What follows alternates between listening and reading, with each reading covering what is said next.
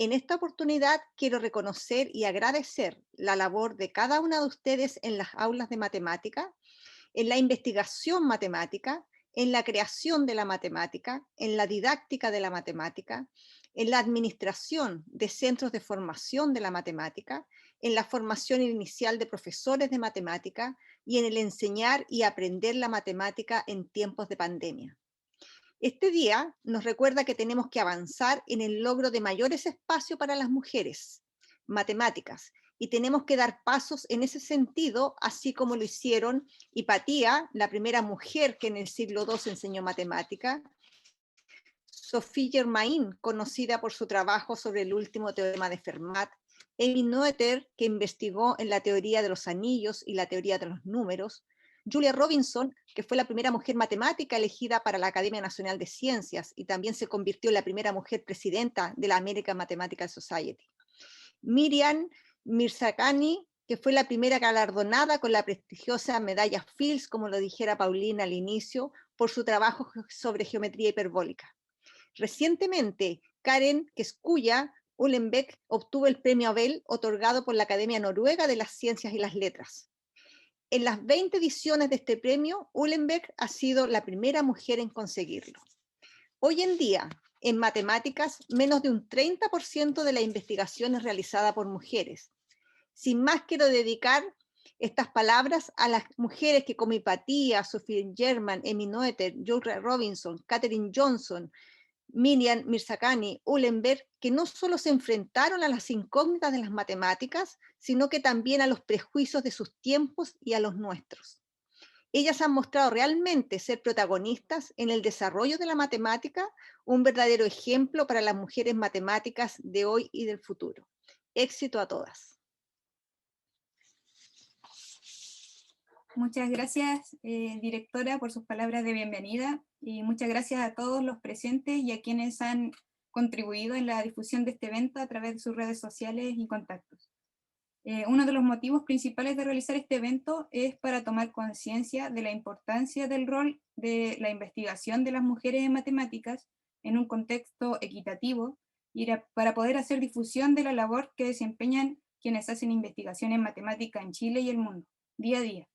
Es por ello que es un gran placer para mí presentarles a la doctora Mariel Sáez, profesora asociada de la Facultad de Matemáticas de la Pontificia Universidad Católica de Chile y actual directora del anillo Matemáticas y Género. La doctora Mariel Sáez obtuvo su doctorado en matemáticas en la Universidad de Stanford en 2005, ocupó un cargo postdoctoral en el Max Planck Institute for Gravitational Physics. También ha ocupado puestos de visita en varias instituciones internacionales y su investigación se centra en el análisis geométrico, en la interfaz de geometría diferencial y ecuaciones diferenciales parciales, y su trabajo se ha publicado en prestigiosas revistas de matemáticas. En esta instancia, la profesora Mariel nos contará sobre su charla titulada Matemáticas, Mujeres en Potencia.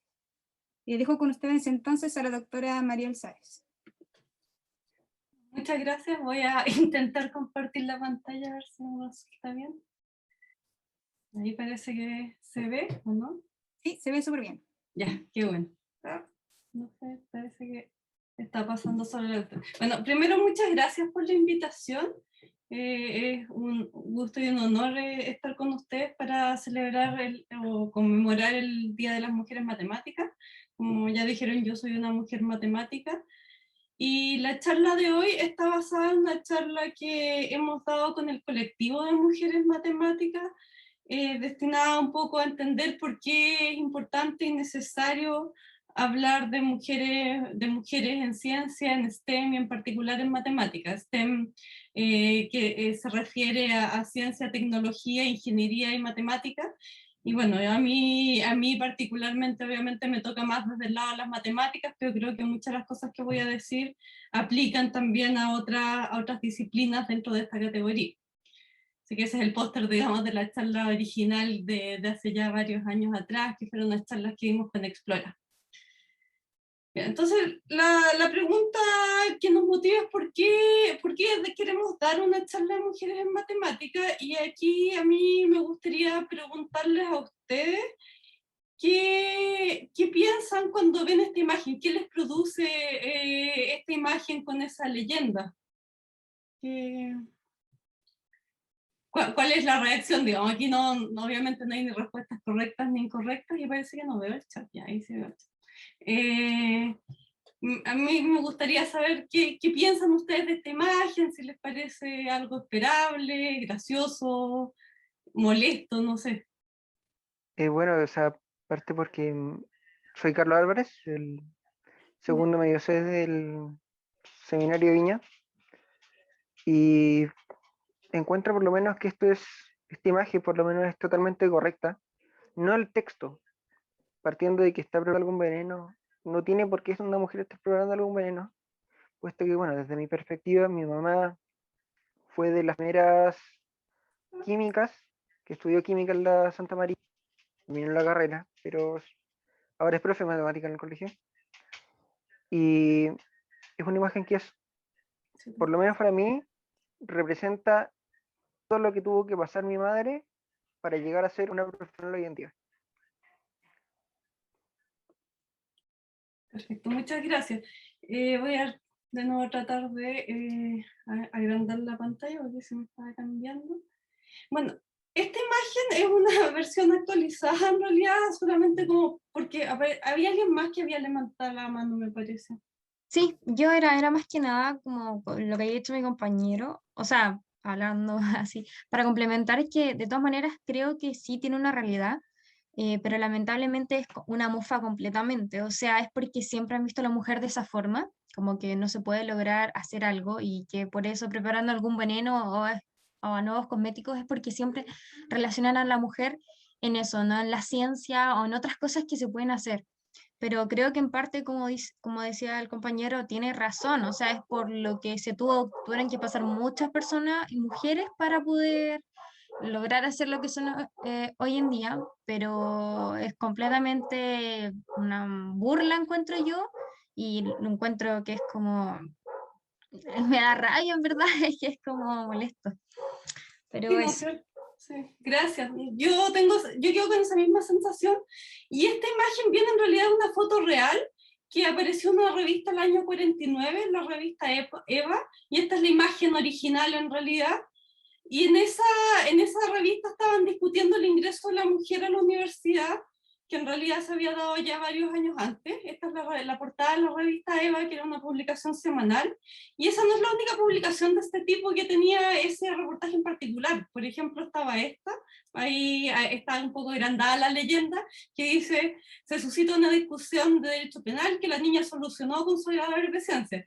Y ya, bueno, alguien que está estudiando para ser abogada, de partida que le digan niña, es infantilizante, es un poco también ofensivo, y después que su habilidad se refiere simplemente a su agradable presencia, hoy yo creo que es bastante chocante, pero hace, o sea, esto es del año 49, así que perdón, no sé, sumar 70 años atrás, digamos, era una imagen completamente normal y esperable. Entonces la pregunta es, ¿cuánto hemos evolucionado y cómo ha cambiado la visión de la mujer desde entonces?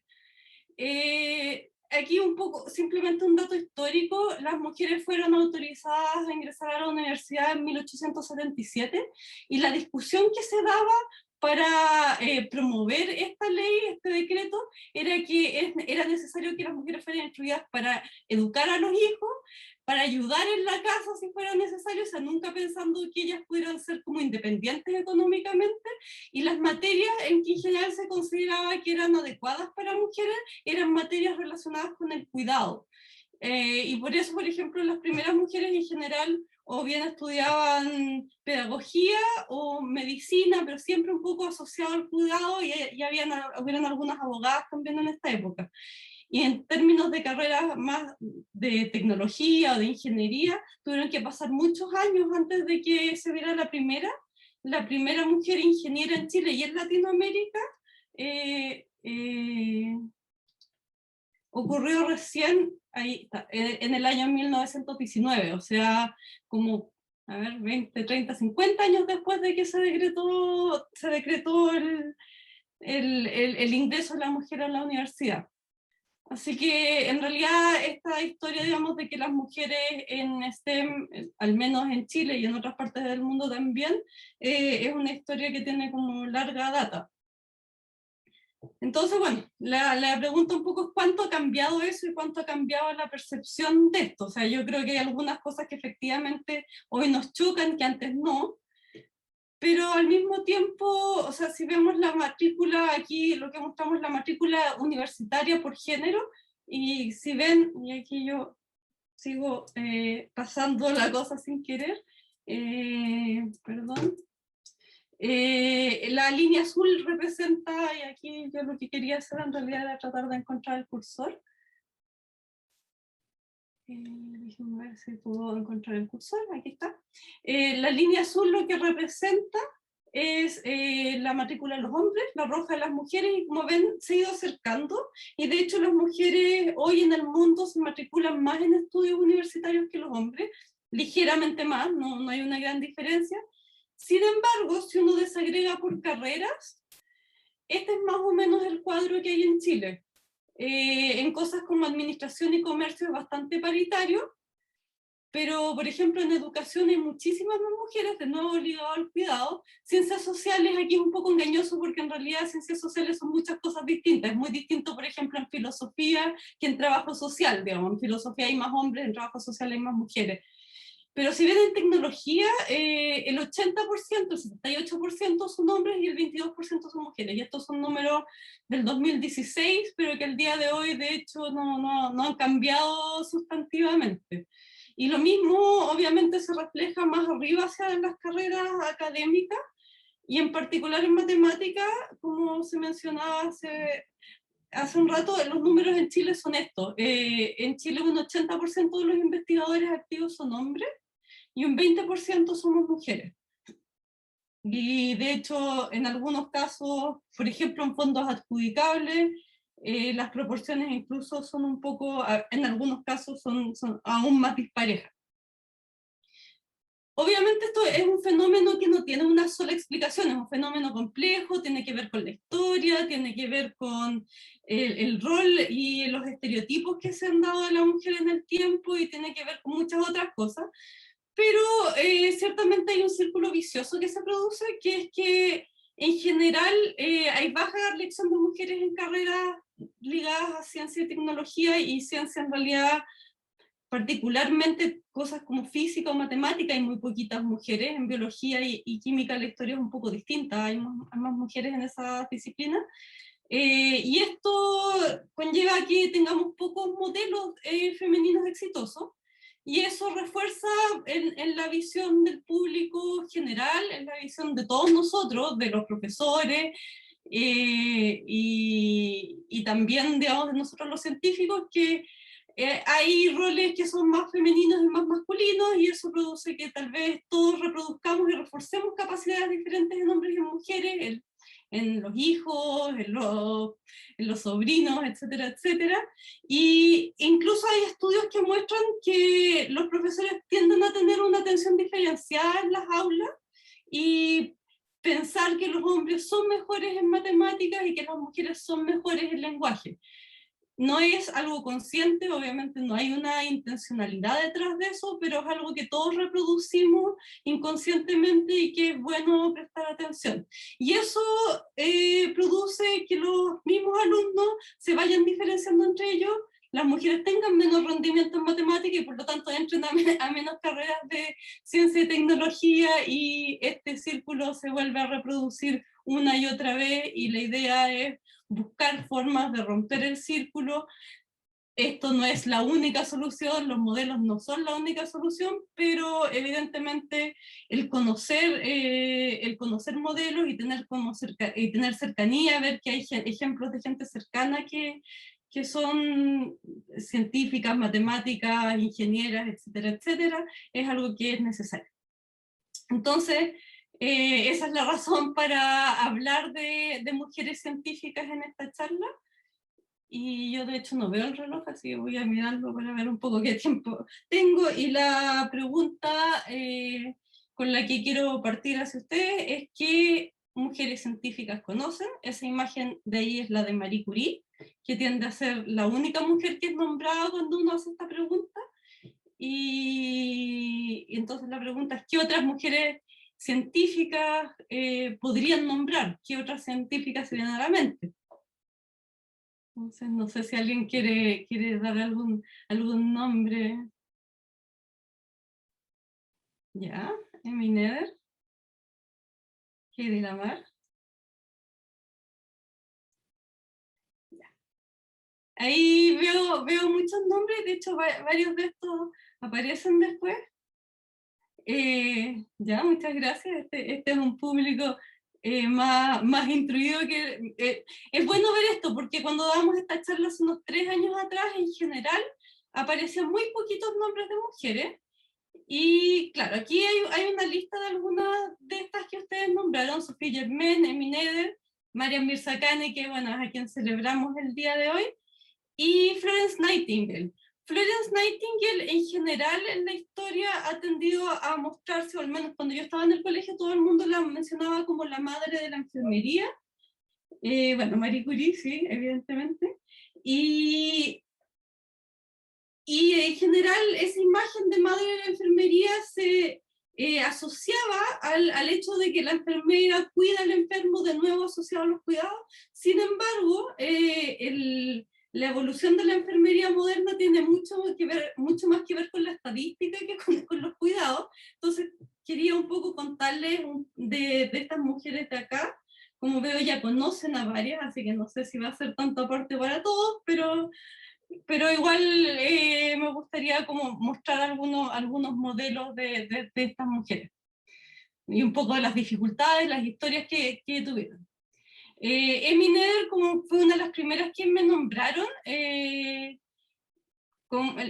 Noether nació en 1882, o sea, estaba en la edad universitaria, perdón, en el 1900, y en esa época las mujeres, ellas alemanas, no podían entrar a la universidad, y por muchos años ella participó como oyente en las clases y después como ayudante, y nunca le dieron un puesto de profesora en Alemania solo porque era mujer, a pesar de que ella tiene algunos de los desarrollos de la álgebra abstracta más importantes, y también fue uno de los aportes más importantes en la parte de teoría, de la teoría que está detrás de la teoría de la relatividad.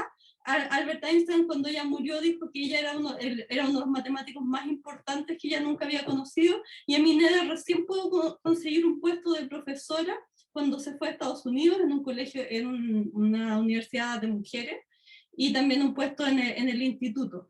O sea, a pesar de que ella fue una mujer súper destacada, le costó mucho tiempo conseguir un puesto, y siempre muchas las críticas hacia ella eran cosas como que era poco femenina, no sé, o sea, como que era alguien que no encajaba en los modelos y que tuvo que ir en contra de un montón de estereotipos.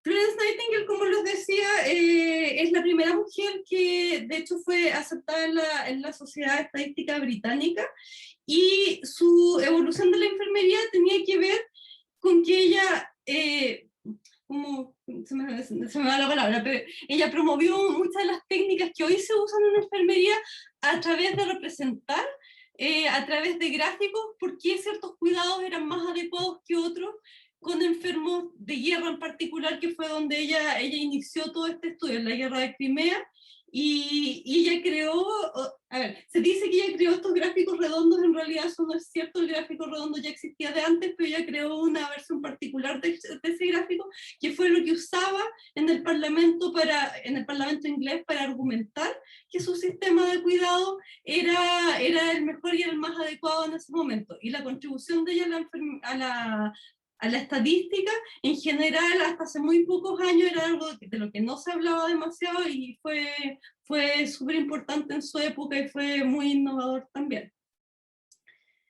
Bueno, y finalmente quería hablar un poquito de Mariam Mirzakhani, que como saben es por quien se conmemora el día de hoy. Hoy era el día de su cumpleaños.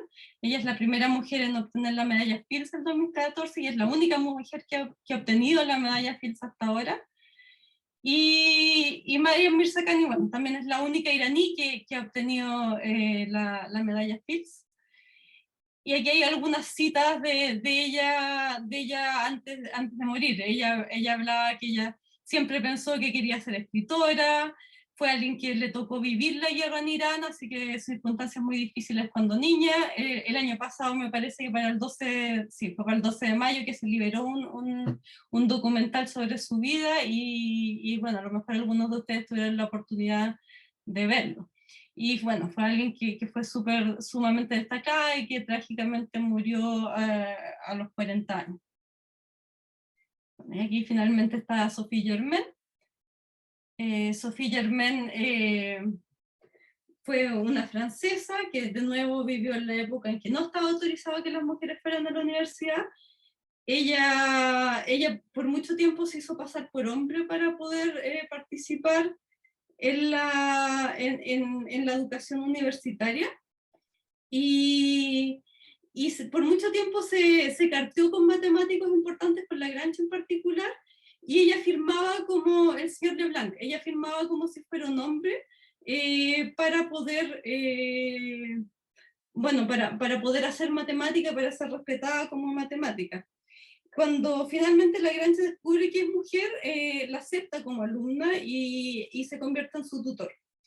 Las contribuciones de Sophie Germain en teoría de números fueron las más importantes en términos del teorema de Fermat, hasta no sé, hasta la década del 80, y hasta que posteriormente Andrew Wiles demostró finalmente el teorema de Fermat, pero hasta esa época ella había hecho algunas de las contribuciones más importantes hacia una conjetura que estuvo abierta más de 100 años. No sé si fui muy rápido en esto, así que no sé si alguien me quiere preguntar algo antes de pasar a lo siguiente. Estas son las mujeres que elegí, pero también quería mencionar un par más, aunque no iba a entrar en detalles de nadie más. No sé si fui un poco rápido. Y había pensado hablar un poquito de la contribución de Sophie Germain al teorema de Fermat. Me pasa mucho esto con las presentaciones en Zoom, que voy demasiado rápido. Yo creo que está bien, todo bien. Ya. El teorema de Fermat era este teorema que está acá. De nuevo, se me arrancó la presentación. Que esta identidad, cuando n es igual a 2, es exactamente el teorema de Pitágoras. O sea, ¿sí? Y ahí nosotros conocemos varios resultados que son los enteros pitagóricos, ¿no? O sea, el 3, el 4 y el 5, por ejemplo, satisfacen esta igualdad cuando estamos hablando de n igual a 2. Y la conjetura de Fermat es que esta igualdad no hay enteros que la cumplan para ningún n que sea mayor que 2. O sea, si ponemos n igual a 3, por ejemplo, no podemos encontrar x, y, z enteros tal que esa igualdad se cumpla. Entonces, es una pregunta que tiene una formulación simple. Aquí hay dos ejemplos de enteros pitagóricos. Y, bueno, que sean distintos, sí, claro. Entonces, el teorema de Fermat dice que ninguna de estas ecuaciones que están abajo se pueden resolver encontrando tres números enteros distintos. Sí, obviamente si uno elige alguno de ellos cero, estoy pensando enteros no cero, en que esto ocurra. El teorema, la conjetura, digamos, Fermat la formuló en el año 1637 y pasaron 350 años después que Andrew Wiles, antes que Andrew Wiles pudiera demostrar el teorema. Y Sophie Germain es una de las personas que contribuyó a la demostración. Y creo que saqué la contribución porque pensé que no iba a alcanzar. Yo iba a hablar un poquito de la contribución y después la saqué. La contribución de Sophie Germain, como mencioné antes, es a fines de los 1800. O sea, habían pasado, de nuevo, perdón, más de 200 años en que todavía la conjetura sigue abierta y se sabía muy poco de ella. Y eso, quería mencionar, claro, un par de mujeres más científicas antes de terminar. No sé cómo estoy en el tiempo, sí, creo que ya estoy más o menos en el tiempo, que son estas de acá. y bueno, matemática y física, Sofía Kovalevskaya, que les cuento que salió hoy día un libro ilustrado sobre ella, que está abierto en la página de la Facultad de la Católica. Ada Lovelace, que se considera la madre de la programación. Y estas dos mujeres de abajo son mujeres que, bueno, son más modernas, y también quería como destacar en el fondo que siguen habiendo mujeres que trabajan en matemáticas. Las historias de estas dos personas que están abajo se pueden encontrar en una página de la AWM que destaca mujeres matemáticas tanto históricas como actuales, y que hay biografías sobre ella. Entonces también quería un poco compartir que existe ese recurso en la AWM, donde se juntan muchas biografías de mujeres matemáticas actuales, bueno, y también de las históricas, y bueno, con historias súper interesantes de vida. Entonces quería cerrar con una discusión y con ideas de qué opinan ustedes que se puede hacer para promover que haya más mujeres científicas y que haya más mujeres matemáticas científicas. O sea, más mujeres matemáticas, perdón, esa es la palabra que estaba buscando. Así que eso, me gustaría cerrar con esa pregunta, y me gustaría escuchar las opiniones de ustedes al respecto.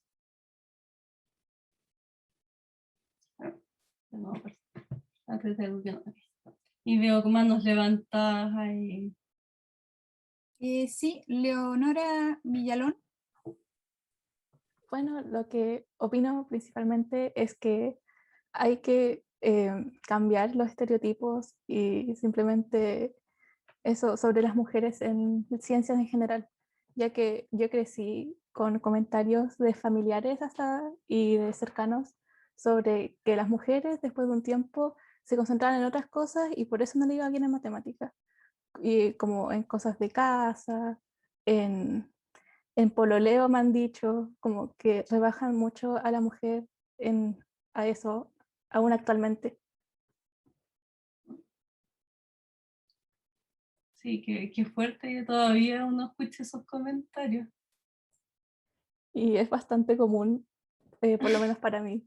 Así que principalmente eso, dejar de decir ese tipo de comentarios. Paula García. Hola, ¿se escucha? Sí. Ya, sí, que yo igual soy estudiante de pedagogía en matemáticas y estoy haciendo mi tesis sobre igual los estereotipos de matemáticas, y claro, se lee sobre como que los profesores inconscientemente hacen eso, como que le ponen más atención a los hombres, como de que respondan, y me ha pasado a mí igual de que al final como que el autoestima de las mujeres, como que no queremos hablar porque siempre pensamos que está mal lo que decimos.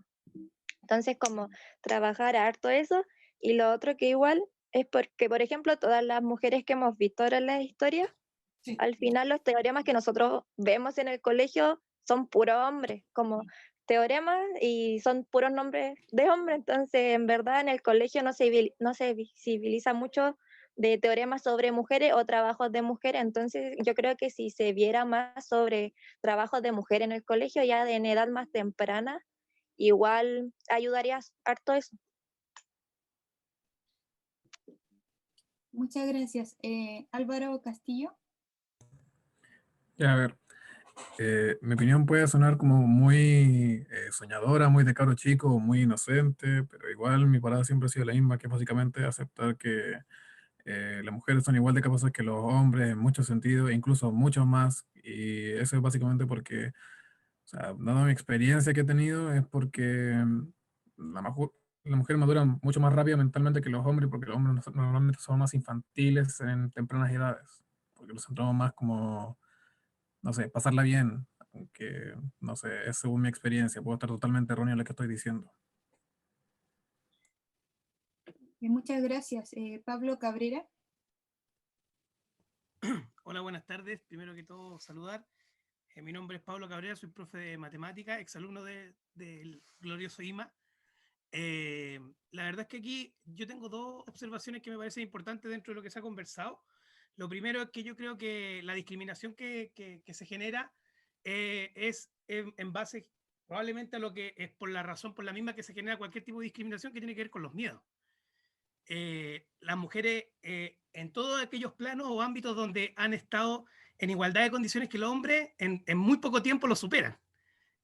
Probablemente porque fuera de sus capacidades cognitivas naturales, que son iguales que las de los hombres, tienen todas otras habilidades blandas o emocionales que favorecen mucho más cualquier tipo de actividad que realicen. Y eso basta ver en distintos ámbitos como el deporte, la política, para qué decir la ciencia y todo eso. Entonces, en ese primer lugar, se entiende que la discriminación ha nacido, por supuesto, que por parte de los hombres y desde el miedo, ¿ya? Desde el miedo a ceder espacio, ¿ya? Espacio que por lo demás se ha conseguido a base de fuerza y a base de otras cosas que no tienen mucho que ver con la cabeza. Y en segundo lugar, creo que la manera en que cómo podemos superar eso, como está tan absolutamente integrado en nosotros, ¿ya? El machismo está tan integrado que muchas veces ni siquiera se visibiliza. O sea, ni siquiera personas que, por ejemplo, yo no voy a decir que me siento una persona feminista porque creo que como hombre no puedo decirlo, pero sí comparto y fui criado por una madre que fue muy feminista en su época. De hecho, estuvo en estas primeras generaciones de la católica, donde había muchos hombres, estudió matemáticas, justamente en una época donde la mayoría era hombre, y consiguió bastante en su vida académica. Ese ejemplo se genera fuego, digamos, en términos de mi crianza. Por lo mismo, creo yo que todo parte desde ahí, desde la crianza de las personas, sobre todo de quienes tenemos hijos hombres, no de que tienen hijos mujeres, sino de que tenemos hijos hombres para, desde el discurso y desde la acción, o sea, por ejemplo, desde las tareas que nosotros realicemos como dueños de casa, ¿no es cierto? El que nos vean hacer todas las tareas posibles domésticas, el que nos hagan, o sea, el que todas aquellas tareas que la sociedad de forma inherente la establece como hacia la mujer, empezar a hacerlas nosotros como hombres, mostrándole a nuestras nuevas generaciones de que esto es compartido por todos lados. Y luego de eso, a mi juicio, cuando tú crías tanto en el colegio como en la familia a una mujer, también debería entusiasmarle y desafiarla hacia la ciencia. El doctor Massa daba un ejemplo muy bueno en algunos de sus charlas que decía el tema del regalo. O sea, si yo tengo un niño chico o una niña chica, no es natural, o era natural, espero que ya no lo sea tanto, regalarle una, no sé, una cosa asociada a auto o a construcción al niño y una cosa asociada a cosas cosméticas, belleza o de casa a una niña. Y eso, desde ahí se va construyendo todo este discurso. Por lo tanto, si queremos tener más científica, lo que debemos regalarle a los niños son libros, desafíos, situaciones en donde las pongamos a generarle incertidumbres que ellos puedan solucionar a través de su cerebro. Yo creo que esa es como la mirada, por lo menos que yo tengo. Muy agradecido de la invitación también. Y Muchas gracias. muchas gracias por todos los comentarios. Creo que hay una mano más levantada, pero no sé si está de antes o... Sí, no sé, Galaxy J5, no sé si. Bueno, sí, que Carlos Álvarez, el de antes, que igual encuentro que, como dice mi profesor ahí, que algo tan simple como desde la educación de los niños, como la vida que han tenido, bueno, no solo niños, sino que también niñas principalmente, el que los regalos que les dan, tanto para sus cumpleaños como sea, siempre se tiende, hay una tendencia a que al hombre se le regala un auto juguete, un Transformer, y a la mujer generalmente se le entrega por ejemplo, en el caso personal de mi prima, siempre le entregaban juguetes de cocina, de escobas, de estas de juguetes, cosas relacionadas a lo que hace años, o sea, por décadas, por mucho tiempo se ha dicho que es de mujer, que es un trabajo de mujeres que los hombres se supone que no tienen que hacer. Pero eso yo creo que, o sea, ya ha pasado suficiente tiempo como para que podamos decir que eso ya no debe ser así, puesto que tanto hombres como mujeres tienen que hacer las mismas cosas, o sea, ya no puede haber una diferencia en lo que ya una mujer tiene que estudiar medicina porque para que ayude con los niños en la casa y un hombre tiene que estudiar economía para poder fomentar el dinero, no, eso es algo totalmente incorrecto. Y de hecho quería mencionar un documental que hay en Netflix que se llama Gunjan Saxena, que se basa en la primera mujer en, en Arabia que pilotó otros de forma militar, ya que quería ser piloto. Y realmente es muy bonita la película. Yo tuve el placer de verla y se la recomiendo. Muchas gracias por los comentarios y muchas gracias a la doctora Mariel Sáez por su charla y por la interacción, rica interacción que se ha logrado. Pueden aplaudir si quieren, también con las manitos en el chat. Muchas gracias por la invitación y muchas gracias por los comentarios, porque creo que una de las cosas más importantes es que siempre sigamos hablando del tema, o sea, que no sea solamente, o sea, que la retroalimentación es importante y ver cómo va evolucionando y qué cosas no van evolucionando también dentro de estas conversaciones. Creo que es súper interesante para mí, así que muchas gracias. Bueno, le agradecemos entonces nuevamente la participación. Y como mencionamos al comienzo, uno de los motivos principales de realizar este evento es tomar conciencia de la importancia del rol e investigación de las mujeres en matemáticas en un contexto equitativo, ¿cierto? Y para poder hacer difusión de toda la labor que desempeñan quienes hacen investigación en matemáticas en nuestro país y en el mundo. La siguiente charla corresponde a la candidata a doctora en matemáticas de la Universidad de Valparaíso y la Universidad del País Vasco en España, Marilyn Gatica. Marilyn actualmente investiga en neurociencia computacional, teoría de información multivariante y modelos de cerebro y biomedicina.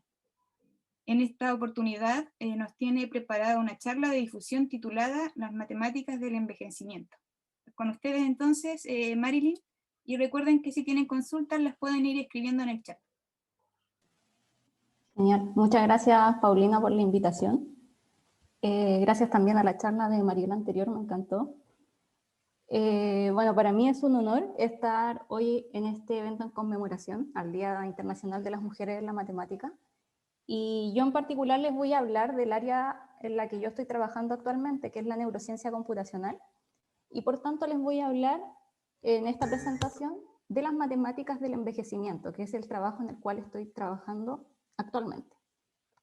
Así que bueno, si tienen dudas entre medio de la presentación, ya ahí pueden ir preguntando sin ningún inconveniente, o bien, si les acomoda más, puede ser al final, ahí como se sientan ustedes cómodos. Así que, a modo muy general, esta presentación va a estar dividida en 3 partes. Primero, una motivación, partiendo desde la matemática y yendo hacia la neurociencia computacional. Les voy a contar más o menos cómo fue mi camino. En un segundo punto, voy a hablar de la participación femenina en la neurociencia y muy en concreto en la neurociencia computacional. Y finalmente, contarle unos pequeños resultados del envejecimiento. Así que para partir esto, les voy a contar que cuando yo estaba en el colegio, mi primer entusiasmo y todas las ilusiones que yo tenía era que me gustaba mucho hacer cálculos, me encantaba resolver ecuaciones, inecuaciones, y con esa idea yo entré a estudiar ingeniería matemática. Ahora, cuando yo entré a la carrera, me encontré con algo de este estilo, que en realidad era mucho más que hacer solo cálculos matemáticos, donde partimos desde los fundamentos, por ejemplo, pensando en la lógica matemática, que todo tenía pasos secuenciales lógicos que uno tenía que ir siguiendo. Nos dimos vuelta por cosas como el cálculo, la topología, un poco de geometría diferencial, que más tenemos por acá, probabilidades, etcétera, etcétera, etcétera. Por supuesto, una pincelada de cada una de estas cosas, hay gente especializada en cada una de estas áreas.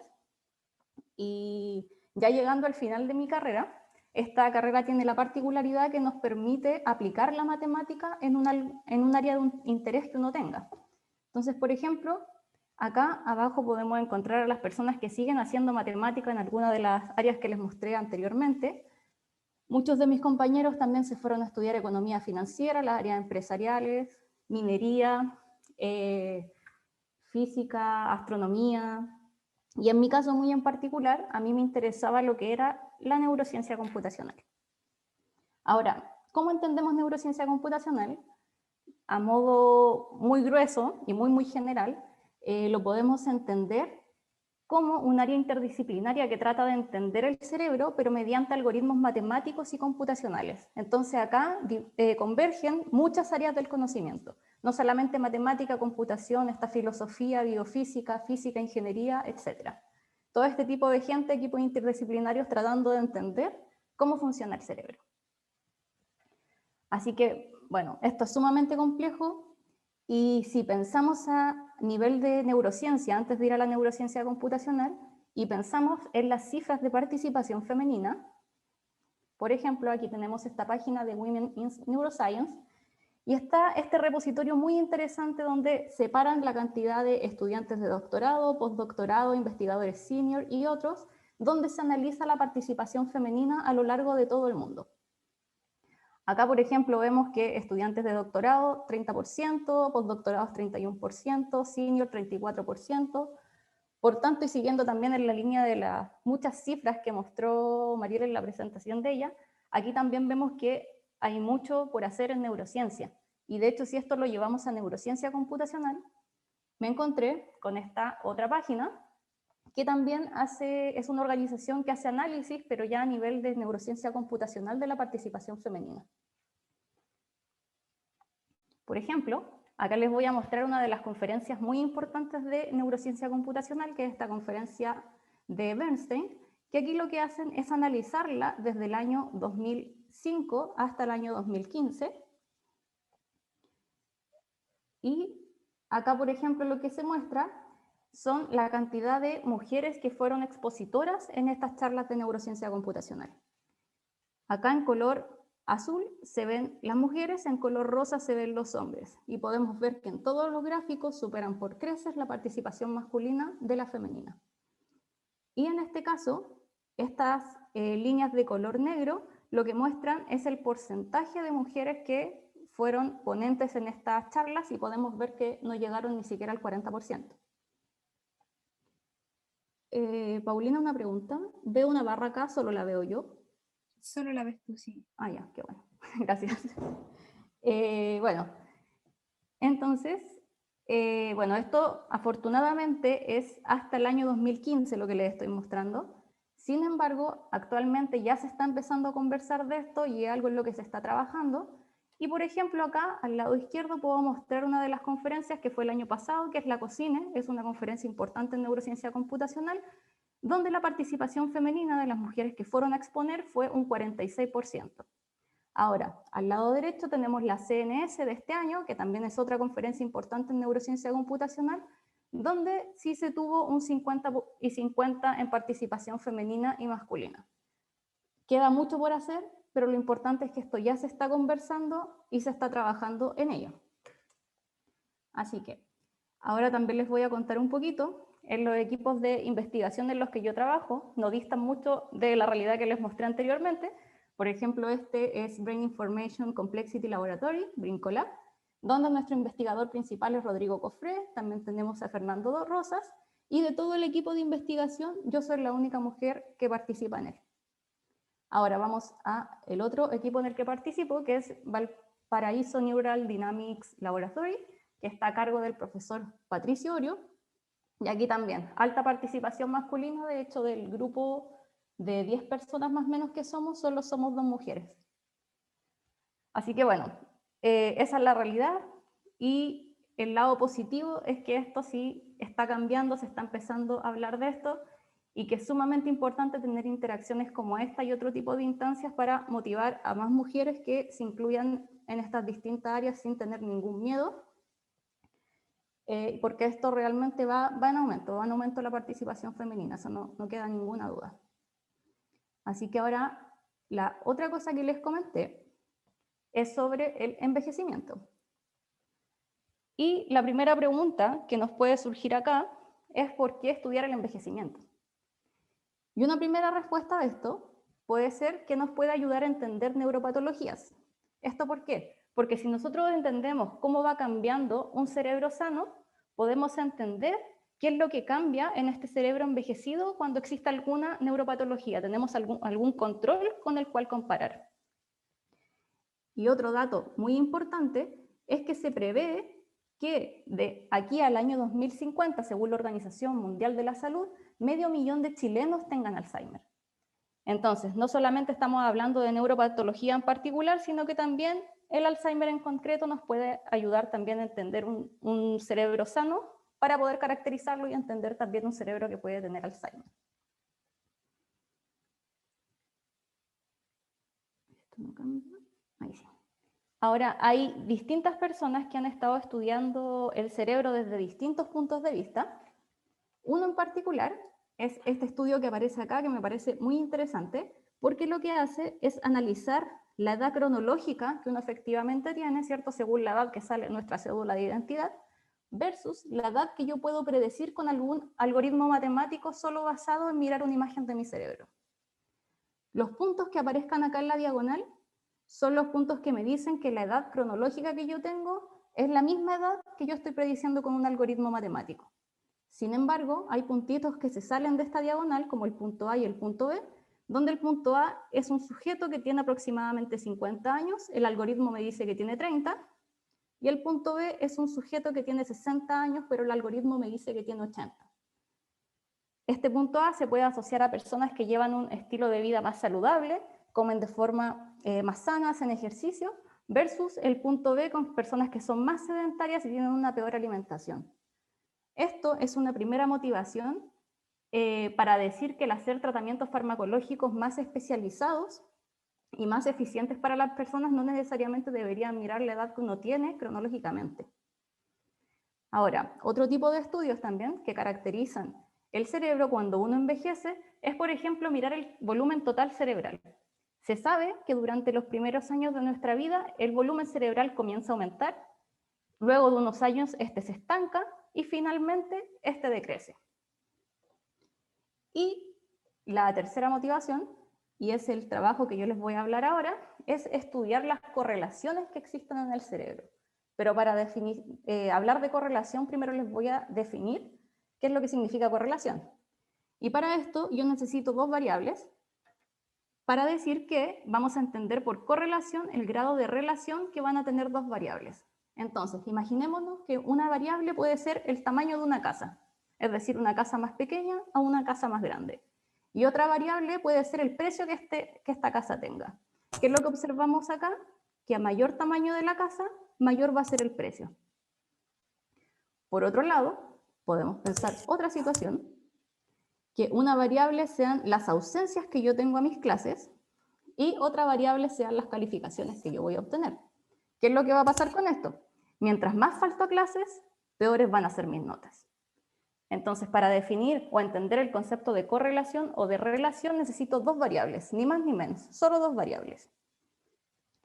Y lo que hacen en neurociencia, para poder entender estas dos variables, es utilizar técnicas no invasivas para mirar imágenes del cerebro, como por ejemplo la resonancia magnética. Quizás puedan conocer a algún familiar o alguien que se ha hecho un tipo de estas imágenes, por ejemplo, del cerebro. ¿Qué es lo que hacen entonces? Uno obtiene las imágenes y mira cómo se relaciona un área del cerebro con otra área. Ese es el estudio en palabras muy simples que hace la mayoría de las personas. Entonces tenemos un cerebrito, imaginemos que el cerebro lo podemos dividir en 20 áreas y vamos mirando sistemáticamente cada uno de los pares de áreas y viendo cómo estas se relacionan. Entonces, por ejemplo, acá va del color rojo al más alto a un color negro que es muy bajo. El color negro es que no se relacionan para nada, el color rojo es que está muy relacionado. Entonces podemos pensar en el ejemplo de el precio, el tamaño de la casa versus el precio de la casa, que en este gráfico estaría de color rojo porque es algo que está muy relacionado. Ahora, la gracia de esto es que esto lo podemos organizar en este tipo de mapas, donde, por ejemplo, imaginemos que el naranjo corresponde a este naranjo que está acá, este morado corresponde, por ejemplo, a este color azul de aquí, y donde se juntan estos dos puntos sería el grado de correlación que existe entre estas dos áreas. Y podemos generar uno de estos mapas para sujetos más jóvenes, para otros más mayores, hasta llegar, por ejemplo, a los 65 y 89 años. ¿Qué me dice este gráfico? Si yo me fijo acá en estos cuadraditos que están al medio, de color rojo, que están muy correlacionados, ¿cierto? Es un valor alto. Esto empieza a disminuir porque se empieza a atenuar este valor con la edad. Creo que alguien levantó la mano. Martín Ignacio Rojas. Voy a abrir el micrófono. Ahora sí. Martín. Dice que son los cuadros. En el chat. ¿Qué es eso? ¿Qué son los cuadros? ¿Qué representan? Ya, los cuadros acá son zonas del cerebro o áreas del cerebro que están muy correlacionadas entre sí. Por eso están pintados acá en una magnitud mayor. ¿Y qué es lo que sucede? Que uno ve que esto se va atenuando con el paso de la edad, y esta, la interpretación que tiene más biológica, es que se está perdiendo especialización al envejecer. Entonces, esto es clásicamente el tipo de estudios que se hace con este estudio de mirar dos áreas cerebrales, obviamente sistemáticamente todas las áreas del cerebro, y nosotros, dado que teníamos datos, quisimos ir a mirar exactamente lo mismo. En este caso en particular tenemos datos del laboratorio Guido Cruces del profesor Jesús Cortés de España, de 164 sujetos, y hicimos exactamente lo mismo que les mostré anteriormente, de separarlo en distintos grupos etarios, desde el más joven hasta los más longevos, que sería el grupo I4. Construimos estos mapas, y nosotros al mirar la estadística para ver si efectivamente existía diferencia entre estos distintos mapas, nos encontramos que no existía ninguna diferencia. Y acá surgió nuestra pregunta de por qué mirar cómo se relacionan dos áreas cerebrales y podemos mirar cómo se relacionan 3, 4, 5, 6 hasta llegar al cerebro completo. El cerebro es mucho más complejo que solo mirar dos áreas. Y afortunadamente, como a los matemáticos les gusta mucho generalizar las cosas, se construyó una medida que se denomina O-Information, creada por Fernando Rosas, Pedro Mediano en el año 2020, que nos permite analizar todas estas interacciones de 3 áreas del cerebro, 4 áreas del cerebro, 5 áreas del cerebro, hasta llegar al cerebro completo. Así que, perfecto, con esto ya tenemos una medida que nos permite caracterizar estas interacciones de 3 o más áreas cerebrales, y no solamente quedarnos con los pares. ¿Cuál es la gracia también de esto? Que cuando uno va a mirar más de 2 áreas cerebrales, emergen 2 conceptos que son la sinergia y la redundancia. La sinergia, lo que quiere decir es que el todo es mucho más que la suma de sus partes. Si acá ustedes miran, una sola manito no me dice nada, pero si yo miro acá, este conjunto de manos lo que hace es hacer emerger este patrón. Y acá ocurre exactamente lo mismo.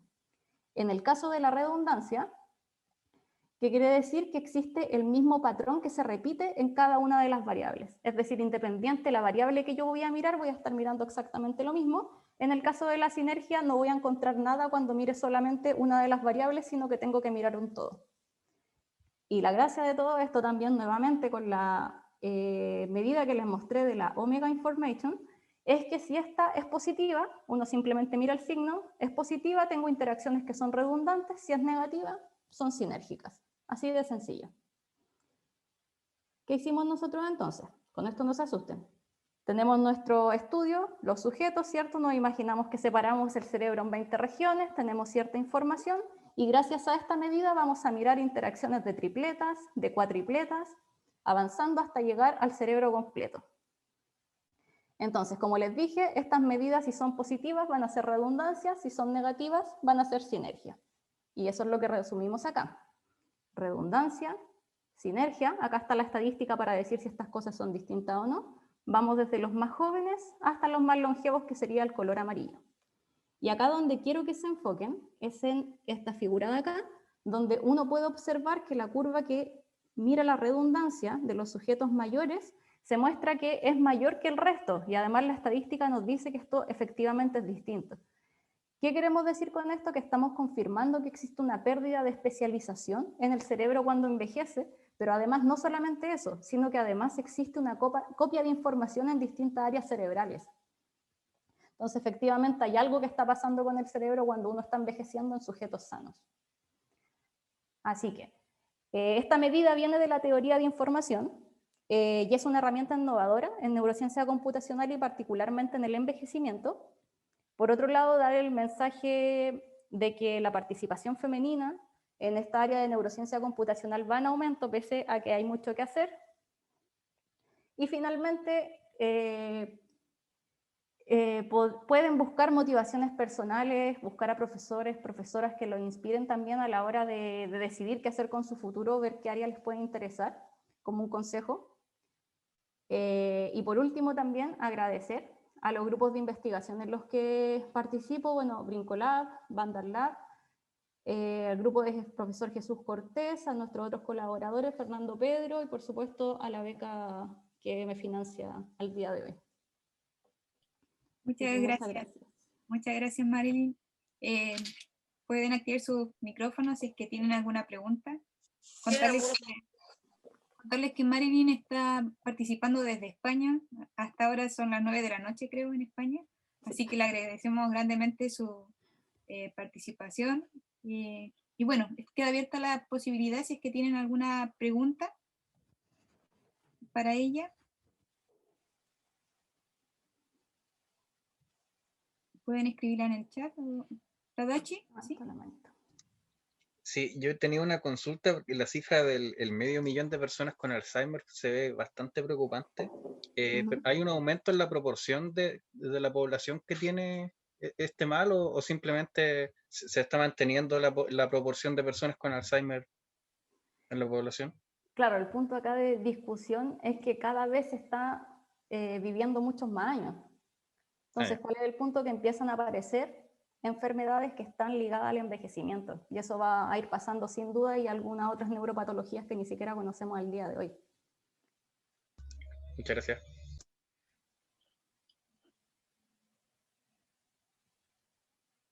Aquí hay una pregunta en el chat. Dice, ¿cómo fue el integrarse a un área como la neurología viniendo desde las matemáticas?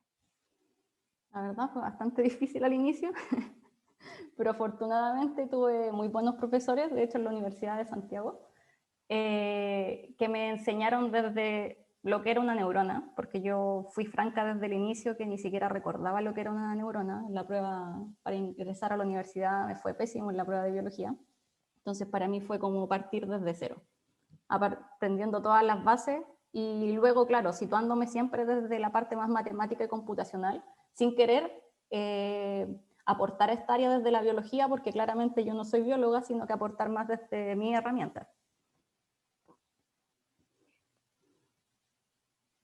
Consuelo dice, disculpen, Felipe dice, me gustó mucho la charla, encuentro que debe ser muy interesante y bacán estudiar el cerebro con todo lo que permiten las matemáticas. Y Consuelo dice si hay alguna página en internet en donde pueda investigar más acerca de este tema, porque está muy interesante. A ver. Estoy pensando como páginas de estudio. Lamentablemente igual son como un poco más complejas porque son ya investigación como nivel de artículo, por lo general lo que se hace. Sí hay cosas como un poco más de difusión, por ejemplo en el... ¿Dónde estás? Acá, por ejemplo en este laboratorio Brincolab, que es el laboratorio de Rodrigo Cofré, puedes empezar a mirar algunas cosas un poco más de difusión que se puedan estar haciendo, se están subiendo noticias y cosas así. Pero tanto a nivel de difusión yo te diría que hoy en día no hay en neurociencia computacional. No sé si hay alguna otra pregunta, ¿hay alguna mano levantada, no? Gracias por ver. Bueno, muchas gracias de nuevo, Marilyn. Y bueno, si tienen la posibilidad de aplaudir o poner las manitos ahí, alguna reacción, agradecemos mucho. Ahí vemos muchas manitos y te agradecemos nuevamente la participación.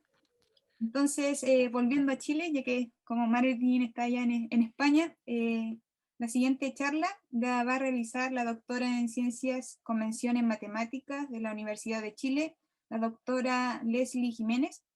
que nos mostrará una perspectiva de cómo visualizar la matemática a través de imágenes y representaciones, y cómo ha ido evolucionando en la historia y la participación de mujeres en matemáticas que han aportado en la demostración de ciertos teoremas.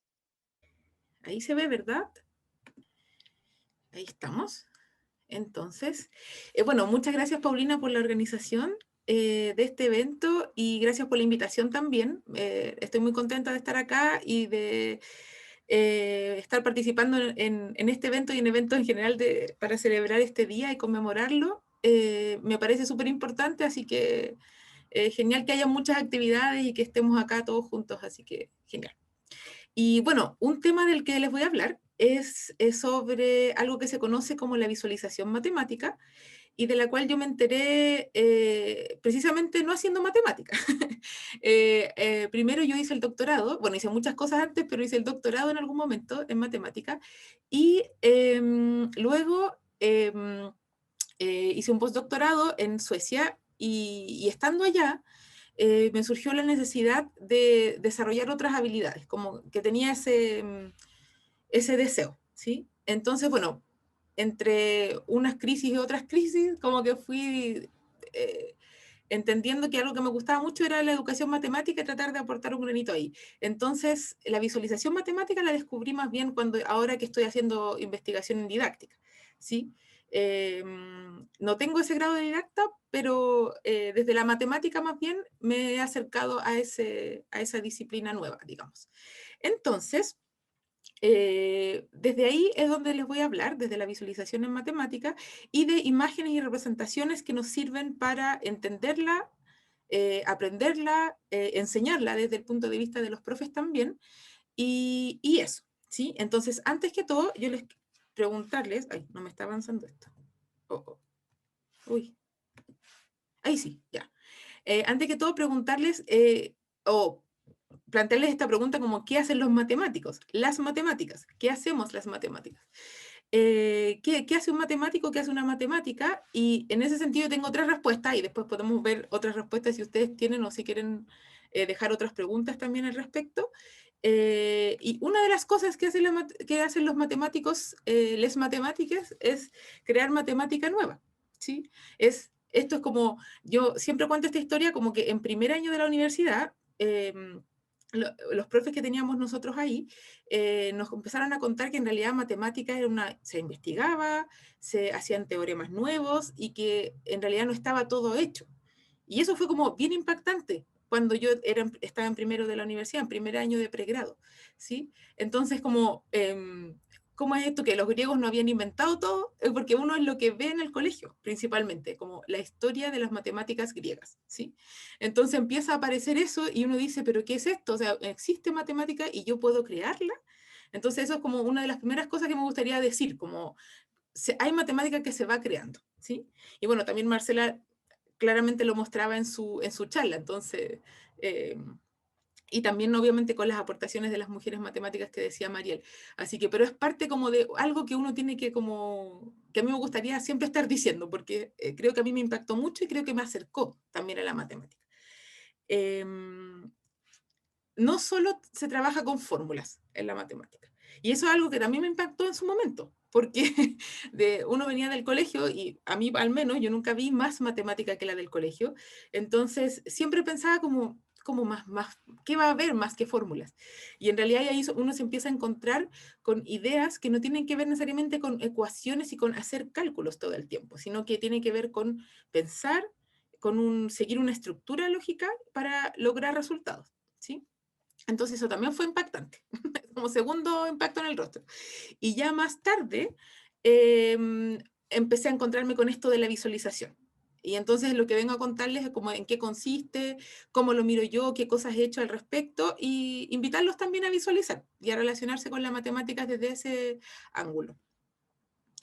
Entonces, una de las definiciones que existe de la visualización matemática, porque hay muchas, y muchos y muchas didactas de la matemática se dedican a investigar sobre la visualización, y ahí han habido muchísimas definiciones distintas, pero uno muy famoso es Raymond Duval, y una de la definición que él da, y una muy usada de hecho en el área, es que es la capacidad que uno tiene de relacionar dos o más representaciones distintas de un objeto, ¿sí?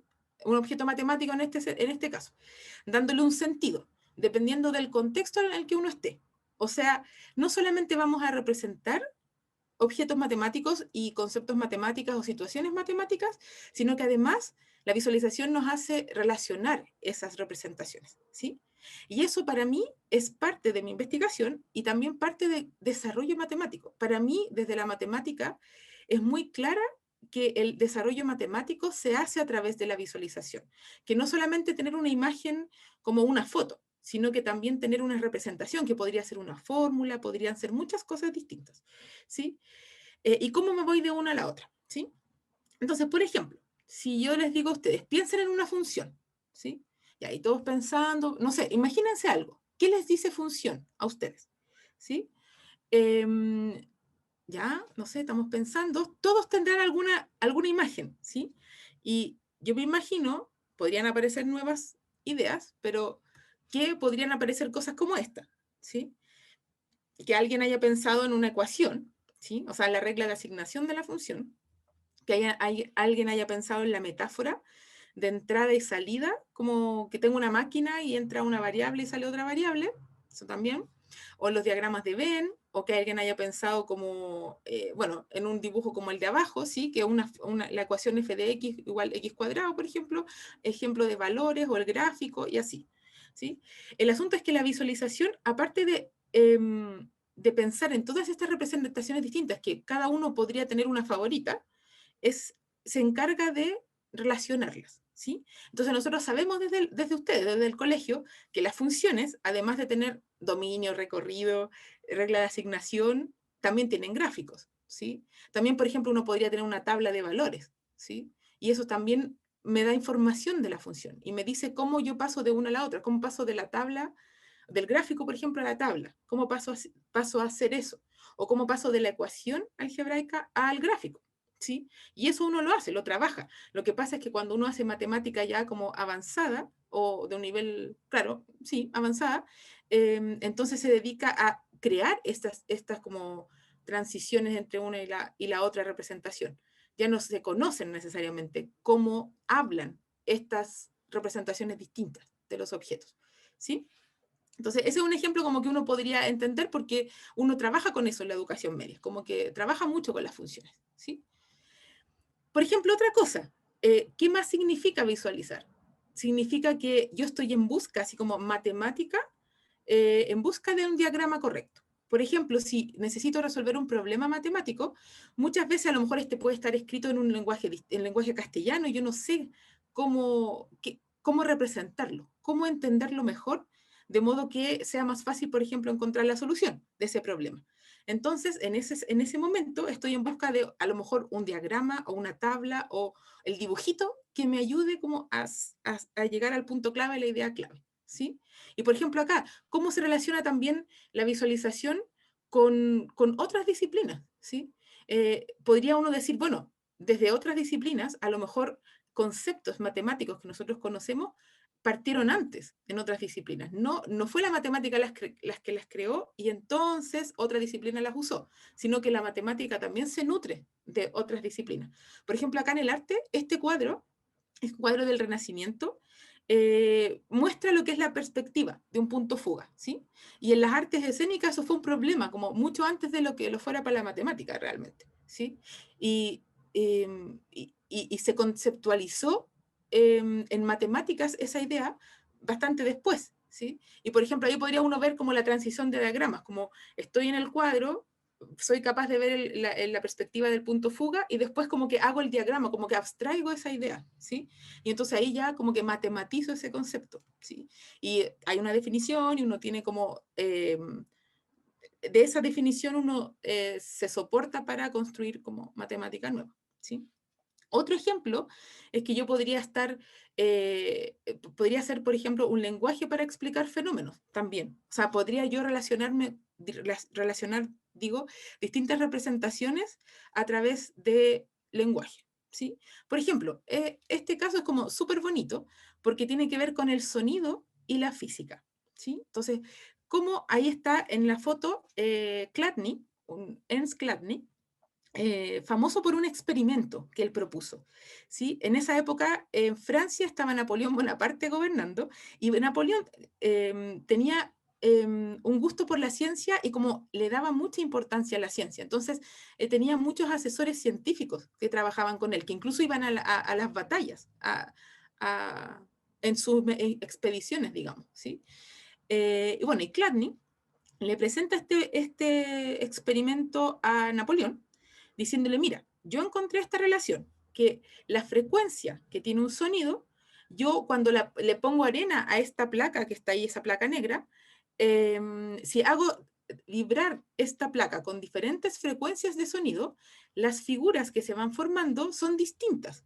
O sea que yo a través de esas figuras podría, por ejemplo, devolverme, identificar cuál es la frecuencia de sonido que tengo, ¿sí? Entonces digo, wow, entonces el sonido, además de escucharlo, podríamos decir que lo puedo ver, porque cada vez que hago vibrar en frecuencias diferentes, soy capaz de obtener figuras diferentes, ¿sí? Y lo interesante es que esto se relaciona con una matemática que ya han nombrado mucho en este momento, en esta actividad, es Sophie Germain. ¿Y por qué? ¿Por qué se relaciona con Sophie Germain? Porque abrieron un concurso, entonces la Academia de Ciencias de París, para que alguien explicara matemáticamente este fenómeno que propuso Chladni, ¿sí?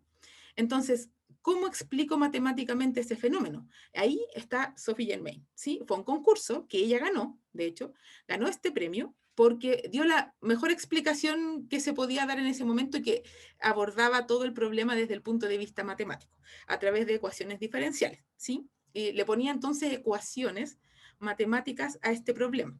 Y ahí entonces tenemos una relación de representaciones como bien distintas. Por un lado podría tener, por ejemplo, la frecuencia de un sonido. Por otro lado, estas imágenes que Chladni se dio cuenta que podía tener cambiando las frecuencias. Y por el otro lado, Sophie Germain, que además le puso ecuaciones a estos experimentos. Entonces, ¿cómo se relaciona la física, la matemática con la música, por ejemplo? Entonces, ahí estoy y relacionando tres áreas totalmente distintas a través de un cierto experimento o una cierta situación. Y entonces ahí, cómo relacionar unas con las otras, está la visualización, ¿sí? No estoy mirando el chat, así que no sé si está pasando algo, pero creo, me sale como en naranjo y... Bien, todo bien. O sea, no Ah, hay... ya, no hay- todo bien, ya, qué bueno. Ya, ok. Bueno, y después aparece Pitágoras y la escuela pitagórica, en realidad, porque no estaba Pitágoras solo ahí trabajando, sino que era una escuela donde habían mujeres y hombres. Y ahí, de hecho, aparece Teano, que es como, primero fue discípula de Pitágoras y en algunas partes yo leí que además se casó con él, y de hecho cuando murió Pitágoras, ella tomó a su cargo la escuela pitagórica, ¿sí? Entonces ella fue la directora de esa escuela. Y bueno, en realidad la escuela pitagórica era como una forma de vida más que nada, porque de verdad eran veganos, como que tenían muchas ideas, así como vivían en el lugar donde ellos discutían sobre ciencias, matemáticas, filosofía, muchas cosas. Y el teorema de Pitágoras, usted ya todos se lo sabe. Y uno se puede preguntar, ¿de cuántas maneras yo puedo demostrar este teorema? Hay muchas maneras de demostrar el teorema y hay un libro, de hecho, que recopila las demostraciones del teorema de Pitágoras, ¿sí? Porque son muchas. Y uno podría observar este teorema desde el a cuadrado igual b cuadrado más c cuadrado, o también llevándolo al cateto hipotenusa, o alguna de estas representaciones que yo tengo puestas ahí, ¿sí? Y entonces relacionar las unas con las otras, ¿sí? Entonces, como decía Mariel, de hecho, Mariel casi me hace spoiler, como que estaba yo diciendo, va a hablar de lo mismo que voy a hablar yo, pero no importa, porque al final yo lo estoy hablando desde la visualización, y entonces aparece, otra vez, aparece una matemática nueva. ¿Por qué?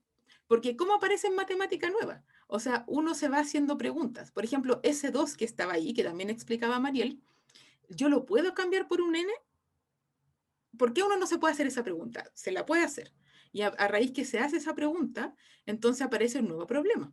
Y este es conocido como el último teorema de Fermat, que por muchísimos años, así como decía Mariel, no estuvo demostrado. O sea, desde el 1630 hasta el 1993, que fue cuando Andrew Wiles propuso la demostración final, ¿sí? Y entonces, ¿en qué consistía este problema? Que es como lo decía Mariel, es como un Pitágoras, pero generalizado.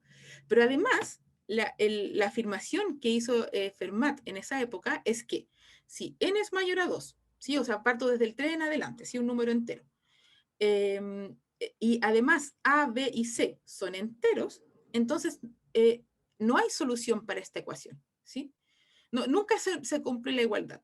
O sea, no hay números enteros A, B y C, de modo que esta igualdad se cumpla cuando n es mayor a 2, ¿sí? O sea, como ya no pasa lo de Pitágoras, porque para Pitágoras hay muchos números enteros que lo satisfacen, ¿cierto? El 3, 4, 5 es como el trío pitagórico más famoso, y ahí ya hay una solución. Entonces, por muchísimos años, la gente buscó una demostración matemática de esto desde el lado algebraico. Es decir, probando qué pasa para n distintos, para 3, 4, 5, ir probando, ¿sí? Distintos matemáticos hicieron esto. Y sí, y entonces ahí tiene uno también, además uno se puede dar cuenta de la colaboración que hay en matemática, o sea, que no solo una persona demuestra el teorema, sino que esa persona usa los recursos que otras personas antes fueron capaces de demostrar, ¿sí? Entonces, por ejemplo, acá está Fermat, entonces ahí él escribe, de hecho la historia dice que él escribió en uno de los libros famosos, que creo que era el Elementos de Euclides, no, creo que no estoy mintiendo, pero en el borde de una de las páginas diciendo como que este resultado era cierto, pero que él no tenía espacio suficiente en esa hoja para hacer la demostración, ¿ya? Entonces, por eso mucha gente, como además Fermat tenía prestigio en esa época, pensaba que sí era posible demostrarlo algebraicamente, y hasta ahora no hay ninguna demostración algebraica, ¿ya? Ahí, bueno, muchos matemáticos colaboraron en el avance de este problema, de hecho desde la parte algebraica y desde la parte que voy a contar después, y una de esas fue Sophie Germain, otra vez. O sea, aparte de haber hecho las ecuaciones para el experimento de Chladni, además estaba estudiando teoría de números. Y lo que ella propuso es que se estudiaran los casos cuando los números eran primos, ¿sí? Y entonces dio condiciones para el n, si es que el n era primo, ¿sí? De hecho, lo que dijo ella es que si n es primo y el número siguiente, o sea, n más 1 también es primo, entonces lo que dice Fermat es verdad, que no hay soluciones enteras de la ecuación cuando n es mayor a 2, ¿ya? Entonces la gente después de eso empezó a buscar casos relativos a los números primos, o sea, como que hizo una diferencia en ese sentido, como, hay que mirar acá, aquí hay que mirar. Y de hecho creo que ella hizo los 100 primeros números primos que habían en esa época, que se conocen, digamos, ¿sí? Y de ahí otro matemático lo generalizó y así, hasta llegar al 1993 con, bueno, antes de eso también se creó matemática nueva, pero hasta llegar a 1993 donde Andrew Wiles, que es el último de la foto, logró la demostración, pero desde una matemática totalmente nueva, que se conoce como teoría analítica de números. Y de hecho, la matemática que crea Andrew Wiles, a partir de otra matemática de teoría analítica de números también que habían hecho otros matemáticos, es absolutamente nueva y es una demostración que no es algebraica, sino que viene desde el análisis complejo, ¿sí? Entonces ahí vienen cómo conversa la matemática y cómo conversan los dominios distintos de la matemática una sola, ¿sí? Y cómo uno va relacionando esas representaciones distintas otra vez para lograr una demostración, ¿sí? Y los invito a participar de este desafío. A mí me gusta siempre preguntar, ¿qué representa la matemática para ustedes? Puede ser algo bueno, puede ser algo malo, no tiene por qué ser maravillarse con la matemática necesariamente. Y, por ejemplo, las 3 primeras fotos, las de la línea primera, son imágenes que me envió personas distintas cuando yo hice esta pregunta por Twitter, por Instagram, y una amiga me mandó esa otra foto del cereal, por ejemplo, que para ella fue como muy fascinante ver los cereales redondos, lo de chocolate, ir a la leche y decir, bueno, pero ¿por qué hay hexágonos acá? Me preguntaba, ¿por qué pasa eso? Y hay, por ejemplo, el tambor, la batería, y las hojas, y el infinito, y la escalera, y la sucesión de Fibonacci, y a lo mejor cualquier imagen que pueda significar algo para ustedes en relación a la matemática, ¿sí? Entonces les voy a dejar las redes sociales y todo para que si quieren, se animan, la manden, ¿ya? Porque son bonitas las cosas que aparecen. O sea, cada persona tiene una relación distinta con la matemática y yo creo que a través de las representaciones y la visualización es súper sencillo relacionarse, ¿sí? Y ya que estamos hablando de Mariam Mirzakhani, contarles que ella tenía unas hojas grandes como la que se ven en la foto, y siempre, de hecho, tiene pocas entrevistas en general, Mariam, pero en una de las entrevistas cuenta que ella se sienta ahí en el suelo, así como aparece en la foto, a hacer dibujos, y dibujos que tenían que ver con su investigación, ¿sí? Y que hacer estos dibujos las mantenían conectadas al problema, como que sin estos dibujos, entonces no era capaz de solucionar o de mantenerse viendo, literalmente viendo, no desde los ojos, sino que desde la mente, qué es lo que estaba pasando con el problema que ella quiere resolver. Entonces, y ahí de hecho la hija también se sentaba con ella y las dos dibujando y así, es como una actividad que hacían en conjunto, se sentaban a dibujar. Eso es como algo que decía la hija de ella también. Y eso, así que los invito a mandar su foto por las redes sociales al canal de visualización _matemática, nos pueden seguir o mandármela a mí al ljiménez83, que es mi Twitter e Instagram también. Y eso, a conectarse con las redes sociales, y no sé qué les parece, como esta propuesta de visualización. Ahí creo que terminé. Muchas gracias, Leslie. Y como dice, está abierto el espacio para preguntas, consultas, si quieren dar su opinión o hablar sobre sus visualizaciones matemáticas. Está abierta la posibilidad. Eso.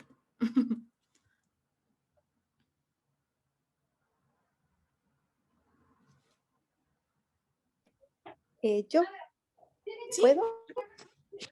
Ah, mira, súper interesante el trabajo. Yo trabajo en el Liceo Murialdo, en la comuna de Recoleta, y con un proyecto que hice una vez, quería comentar una experiencia que tuve. Hice un trabajo de relacionar en imágenes también, ya que es la propuesta que está haciendo, matemática. Y la idea es que los chicos de tercero medio, a través de alguna imagen que ellos vieran recorriendo su colegio, buscaran todos los conceptos que habían adquirido de matemática hasta tercero medio. Ya. Algunos mostraron imágenes, tuvieron que después exponer, ¿ya? Pero estaba fundamental, tenían que colocarle nombre y todo eso, tuvieron que exponer por qué habían elegido esa imagen. Por ejemplo, hay chicas que colocaron en perspectiva la imagen de los percheros, ¿ya? Y otros que tiraron, justo había llovido pocos días antes, tiraron una piedra, algo en una poza, entonces generó así como un poco el sólido de revolución, que tomaron el efecto. Entonces fue cosas bastante interesantes, así que me parece genial la propuesta que está haciendo la expositora. Eso, gracias. Gracias, Ángela. Sí, esto está súper bueno eso, porque, bueno, justamente esas fotos podrían mandar como a la invitación del desafío. Como, de hecho, sí, como que aparece, siempre la gente manda al final, o sea, a lo mejor no les surge al tiro qué cosa hacer, pero como que aparecen después las fotos. Y de hecho, contarles que este canal lo tengo en realidad con unos estudiantes. Ellos se motivaron mucho con una unidad de investigación que yo les estoy realizando. Y se motivaron con la divulgación científica también, así que crearon el canal, lo mantienen, y yo ahí me meto, o sea, claro, como que vamos comentando y posteando las cosas conversadas entre nosotros, pero al final ellos son súper motivados y como que fue algo que fue colaborativamente realizado. Así que sí, está interesante. Es súper bueno por si lo quieren porque ver. además de que a los chicos también le hace ver como una transversalidad de contenido, y también visualizan la matemática de otra manera, ya no solamente fórmulas, sino que la tocan, la ven. Exactamente, sí. Y muchas gracias por los comentarios y muchas gracias, Leslie, por la charla. Y bueno, sí, se les invita a seguir la página de Instagram, Visualización Matemática. La estuve viendo y está súper interesante, y además están conmemorando hoy día el Día de las Mujeres en Matemáticas, así que pueden ver también información sobre ello.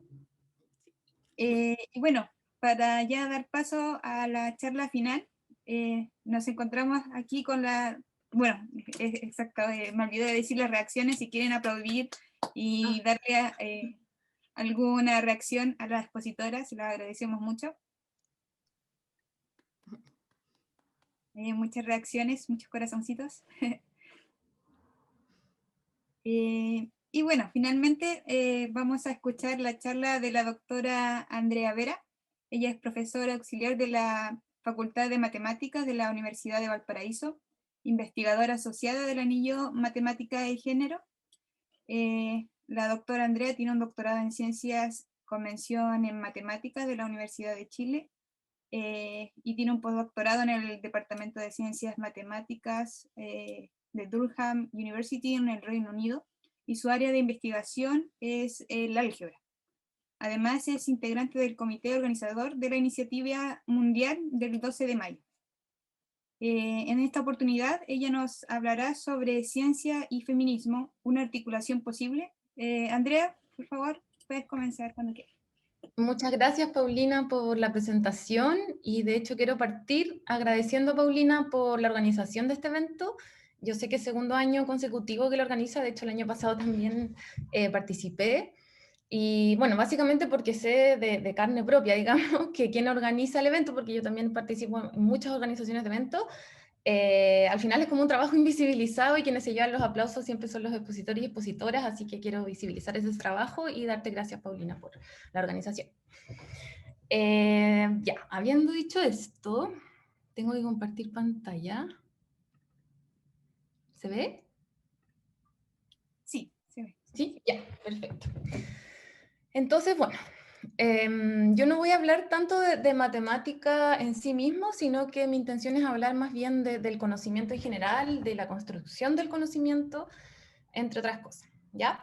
Pero bueno, hoy es 12 de mayo, estamos celebrando el Día de las Mujeres Matemáticas. Esta celebración no existe hace tanto tiempo, existe hace 2 años, desde el 2019.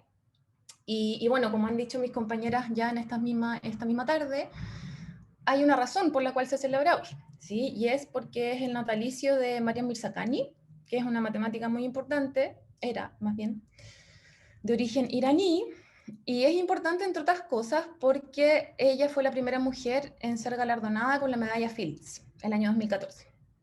La medalla Fields, para quienes no saben, es una especie de análogo al premio Nobel en matemática. Ustedes sabrán que en matemática no hay premio Nobel, pero sí existe la medalla Fields, que es un premio, digamos, como súper importante en esta comunidad, ¿sí?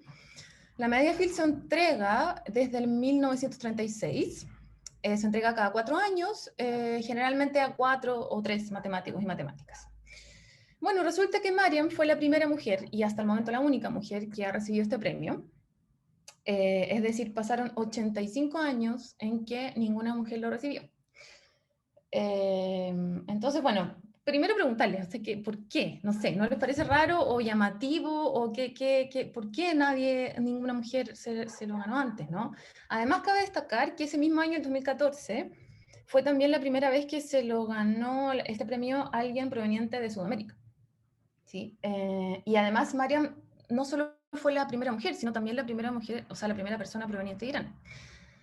Entonces, bueno, no es mi intención dar una explicación de eso en esta charla, sino que más bien destacar que algo pasa, digamos, y probablemente está relacionado con el hecho de que somos muy pocas mujeres en matemáticas, ¿sí? Aunque obviamente esta no es una explicación única para esto, ni tampoco la explicación a esto no es simple, digamos, sino que es un fenómeno complejo, ¿ya?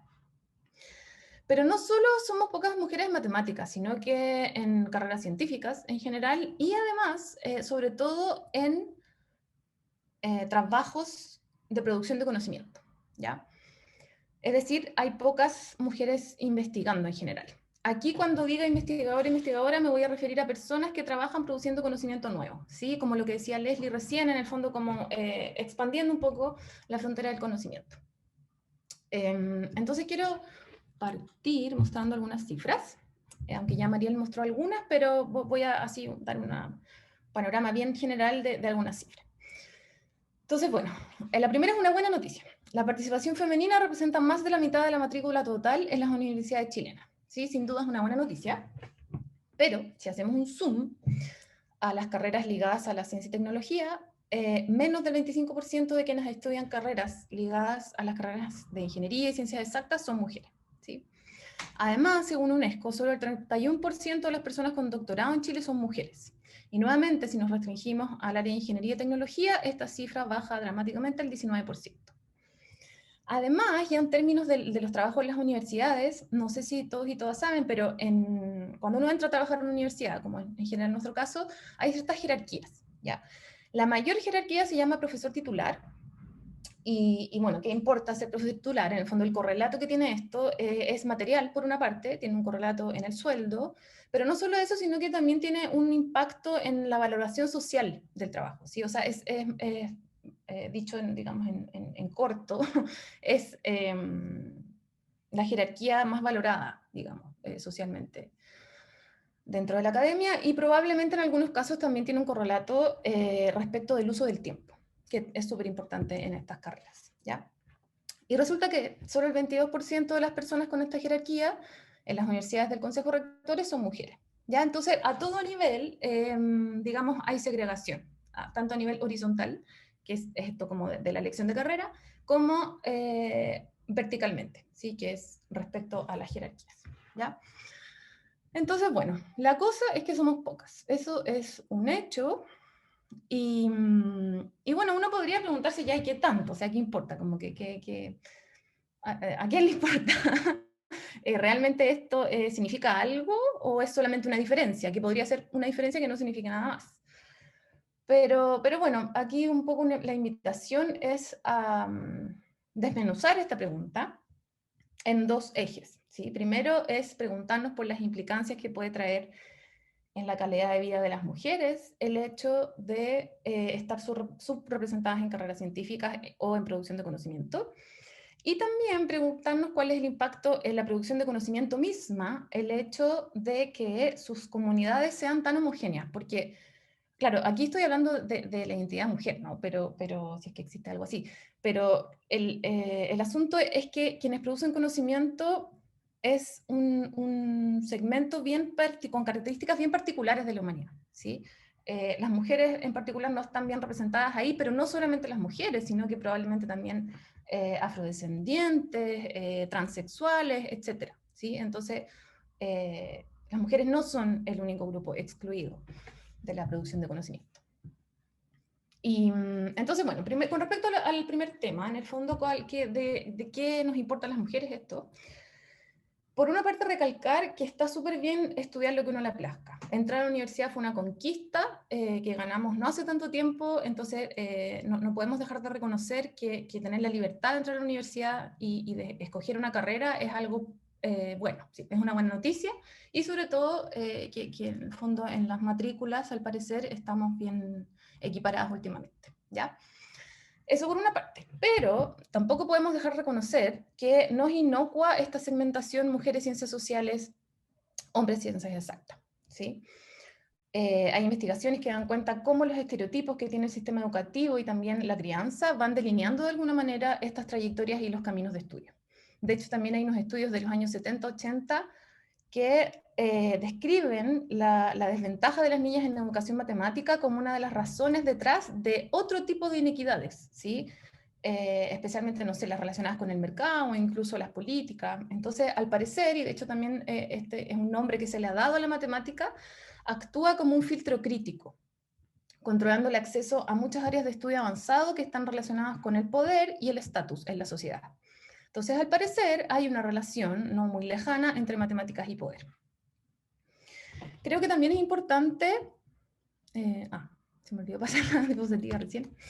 Creo que también es importante señalar el correlato económico que tienen estas elecciones, ya que para nadie es un secreto que las carreras relacionadas a las áreas STEM, que son ciencia, tecnología, ingeniería y matemáticas, son mejor remuneradas. De hecho, según un estudio de la Universidad de Chile que se llama Del Biombo a la Cátedra, las disciplinas feminizadas suelen estar infravaloradas por el mercado y las remuneraciones son muy bajas. Por ejemplo, en la misma Universidad de Chile, este mismo estudio presenta que en sus facultades que tienen menor participación de mujeres, como por ejemplo la de ciencias físicas y matemáticas, donde están los ingenieros e ingenieras, tienen los salarios más altos. En cambio que las facultades con mayor presencia de mujeres, como por ejemplo el Instituto de Nutrición y Tecnología de los Alimentos, tienen sueldo más bajo. En paralelo, este estudio de la comunidad mujer, o sea, este gráfico que estoy mostrando aquí es un estudio de la comunidad mujer, que nos dice en el fondo cuál es el ingreso esperado por sexo el primer año de egreso. ¿Sí? El de las mujeres es menor. De hecho, es interesante en este informe de Comunidad Mujer cómo interpretan este dato, porque dicen algo así como que las mujeres al parecer están eligiendo las carreras que no son mejores pagadas.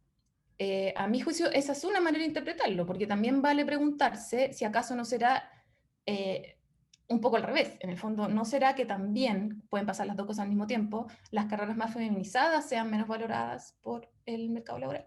No sé. Pero creo que vale la pena preguntarse. Entonces, un poco cerrando este mini tema, digamos, no la charla, volviendo a la pregunta, ¿cuál es la implicancia para las mujeres? Bueno, entonces creo que por una parte estamos perdiendo poder, reconocimiento, y reconocimiento no medido, o sea, medido en dos coordenadas, creo. Una, la coordenada material, en el fondo, dinero, valor de cambio del trabajo, pero también respecto a la valoración social del trabajo. Ahora, con respecto a la segunda pregunta, que en el fondo es qué implicancias tiene en la producción de conocimiento, este hecho, quiero mostrarles un mini segmento del tráiler de un documental que aprovecho a recomendar, que está en Netflix, que se llama Prejuicio Cifrado. Entonces ya, voy a ver si me resulta, espero que sí.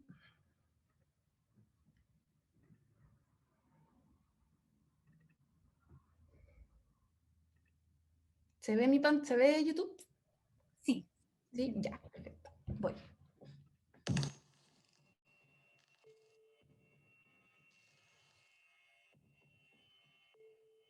During my first semester at MIT, I got computer vision software that was supposed to track my face.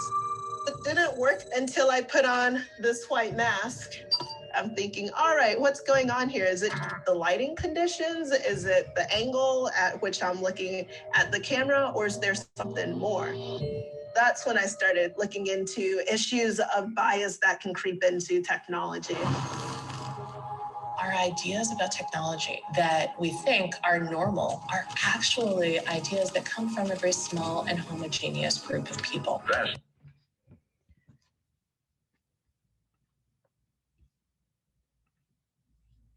Ya, déjenme volver a mi presentación.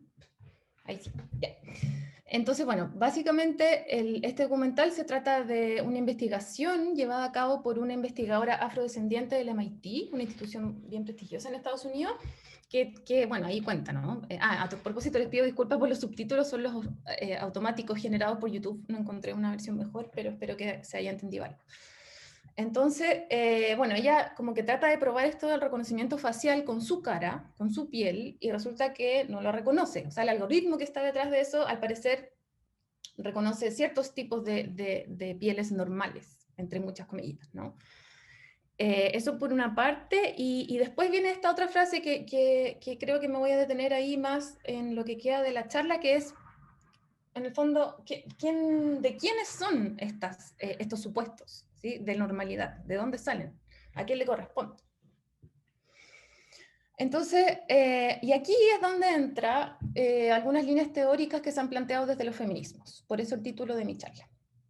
Para esto necesito introducir brevemente el concepto de epistemología, así a muy grandes rasgos. La epistemología es la rama de la filosofía que se ocupa del estudio del conocimiento.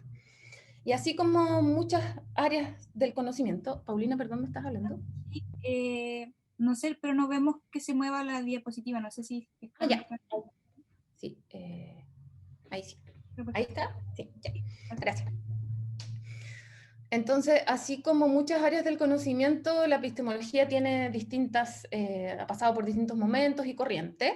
Primero podemos hablar de la epistemología clásica, que es que la idea de esta detrás es la separación entre el sujeto que conoce o la sujeta que conoce y el objeto que está conociendo, y ahí marcan una línea bien delimitada. Esas son ya más bien antiguas. Luego vienen las epistemologías críticas, que vinculan los cambios científicos con las transformaciones sociales, religiosas, etc. Entonces, estas corrientes críticas son capaces de expresar cómo el conocimiento científico depende de factores externos que no están relacionados necesariamente con lo que estoy conociendo, ¿sí? Entonces, empiezan a interrogar estos valores supuestos sobre los cuales está construida la ciencia, que supuestamente son universalidad, neutralidad y objetividad. Y dentro de estas corrientes críticas entran las epistemologías feministas, junto a otras como decoloniales del sur, pero no me voy a referir a ellas ahora. Entonces la pregunta subyacente que hay detrás de las epistemologías feministas son qué repercusiones tiene en la producción de conocimiento el hecho de que éste se haya desarrollado mayoritariamente por un subconjunto de personas con características tan similares. Y aquí cuando digo características similares me refiero a hombres, blancos, heterosexuales, cis, de clase media, propietarios, etc. Esa es como la idea central. Y aquí quiero rescatar a Donna Haraway, quien está acá en la foto, que es una de las representantes de esta corriente. Ella es bióloga, filósofa, feminista y profesora emérita de la Universidad de California, Santa Cruz, en Estados Unidos. Ella es súper conocida por una idea que planteó, que es la del conocimiento situado, ¿sí? Es decir, ella propone concebir los objetos de estudio como en un lugar, ¿sí? O sea, poniendo en evidencia el lugar desde el cual estoy conociendo, ya que independiente del tipo de método o el tipo de técnica para conocer que tenga, ningún conocimiento estaría desligado ni ajeno a su contexto, ¿sí? Ni de la subjetividad de quien lo emite, ¿ya? Entonces aquí empieza a jugar un rol, no solamente el objeto que estoy conociendo, sino quién conoce, el sujeto que conoce.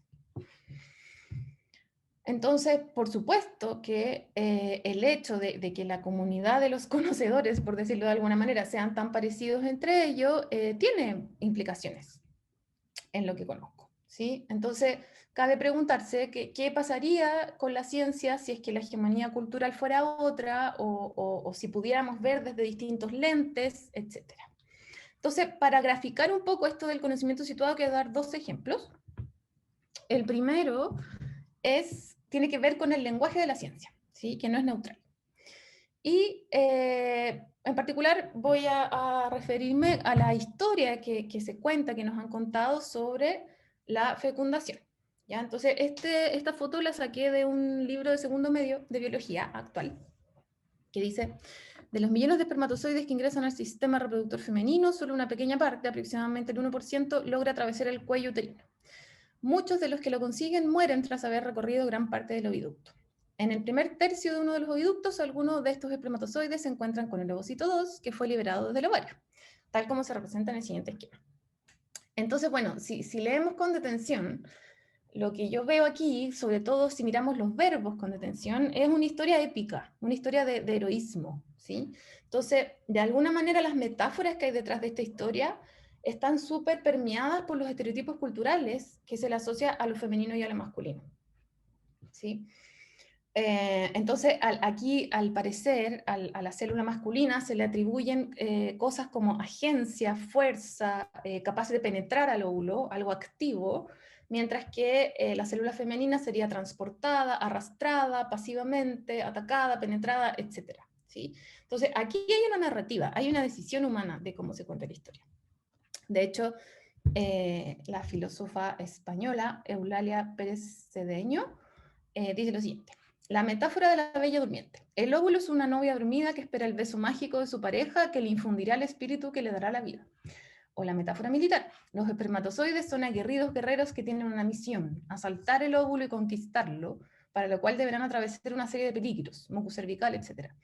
En un peligroso viaje a través de la oscuridad de la vagina y el útero, al que solo unos pocos sobrevivirán y solo uno obtendrá la recompensa.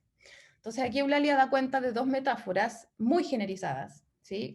Primero la metáfora de la bella durmiente y luego la metáfora militar, que entonces, como decía antes, está como bien ligado a los estereotipos de género que ya conocemos. El segundo ejemplo tiene que ver con un libro que se llama Armas de Destrucción Matemática, escrito por Cathy O'Neill, que es una matemática que también pasó por el MIT. De hecho, en este documental que les digo, aparece harto de su trabajo también.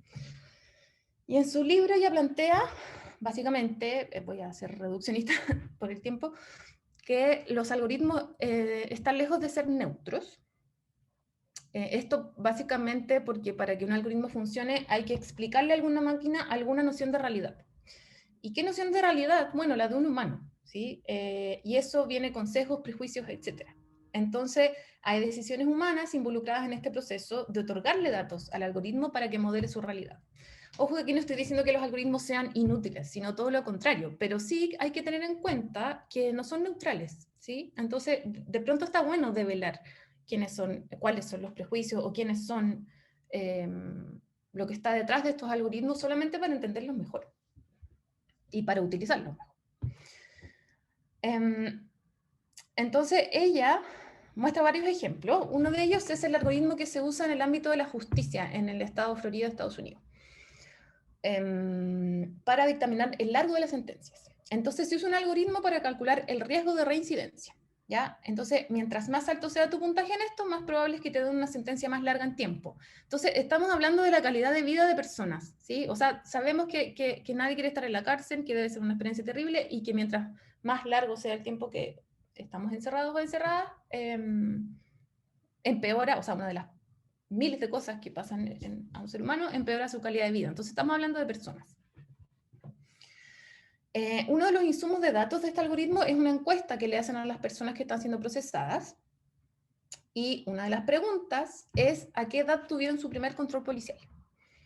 Esta pregunta no es neutra, plantea Cathy O'Neil, ya que es sabido que en los barrios que se concentran mayormente comunidades racializadas en Estados Unidos, la policía anda dando vueltas todo el día, y por lo tanto es mucho más probable que un afrodescendiente, un latino o latina, haya tenido su primer control policial a temprana edad, antes que un hombre blanco.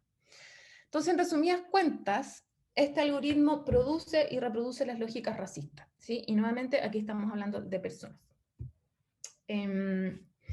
Entonces, la idea de rescatar estos dos ejemplos era graficar un poco la idea de conocimiento situado y un poco también dar cuenta de que ejemplificar en el fondo por qué necesitamos más diversidad en las comunidades científicas, ¿ya? Por ahí dicen que una ciencia más diversa es una mejor ciencia, ¿sí? Porque en el fondo es la única manera que tenemos de justamente diversificar los supuestos, diversificar las preguntas. Ya sabemos que el motor, digamos, de la producción de conocimiento son las preguntas, entonces importa mucho qué tipo de preguntas me hago, o cuáles son mis supuestos, etc. ¿Ya?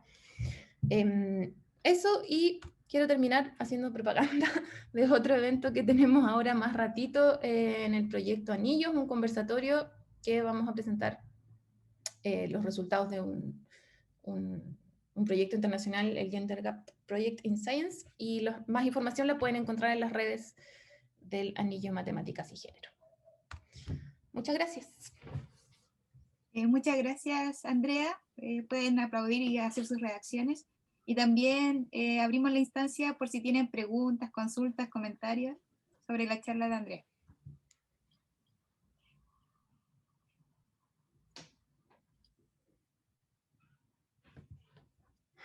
Gracias, Felipe. Sí, me gustó mucho.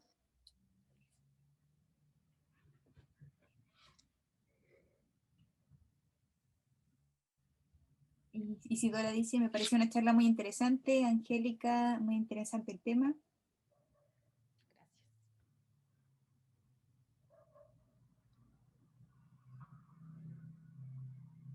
Creo que alguien levantó la mano. Valentina Sí. Montenegro. Me di cuenta, gracias. Valentina Montenegro. ¿Sí? ¿Puedes activar, cierto, el micrófono? Hola, sí. Hola. Bueno, primero, gracias por la charla, a mí me encantó. Y bueno, presentarme, yo soy estudiante de Pedagogía en Matemáticas de la Universidad Católica de Valparaíso y voy en cuarto año. Mi pregunta es sobre su experiencia, porque bueno, al principio como que cuando la presentaron a ustedes, Andrea, como que dijeron una cantidad de títulos y estudios que me parecieron impresionantes y muy admirables, y ojalá yo algún día llegar a eso. Y bueno, yo le quería preguntar su experiencia en esta área de estudios siendo mujer. Ya, gracias Valentina por la pregunta. Sí, la verdad es que, claro, yo empecé mi formación en matemática pura, estudié licenciatura en matemática, luego debo reconocer que igual después de cada, como, porque ya sí, esto es largo, ¿no? La licenciatura, el doctorado, el postdoc, etcétera, ya.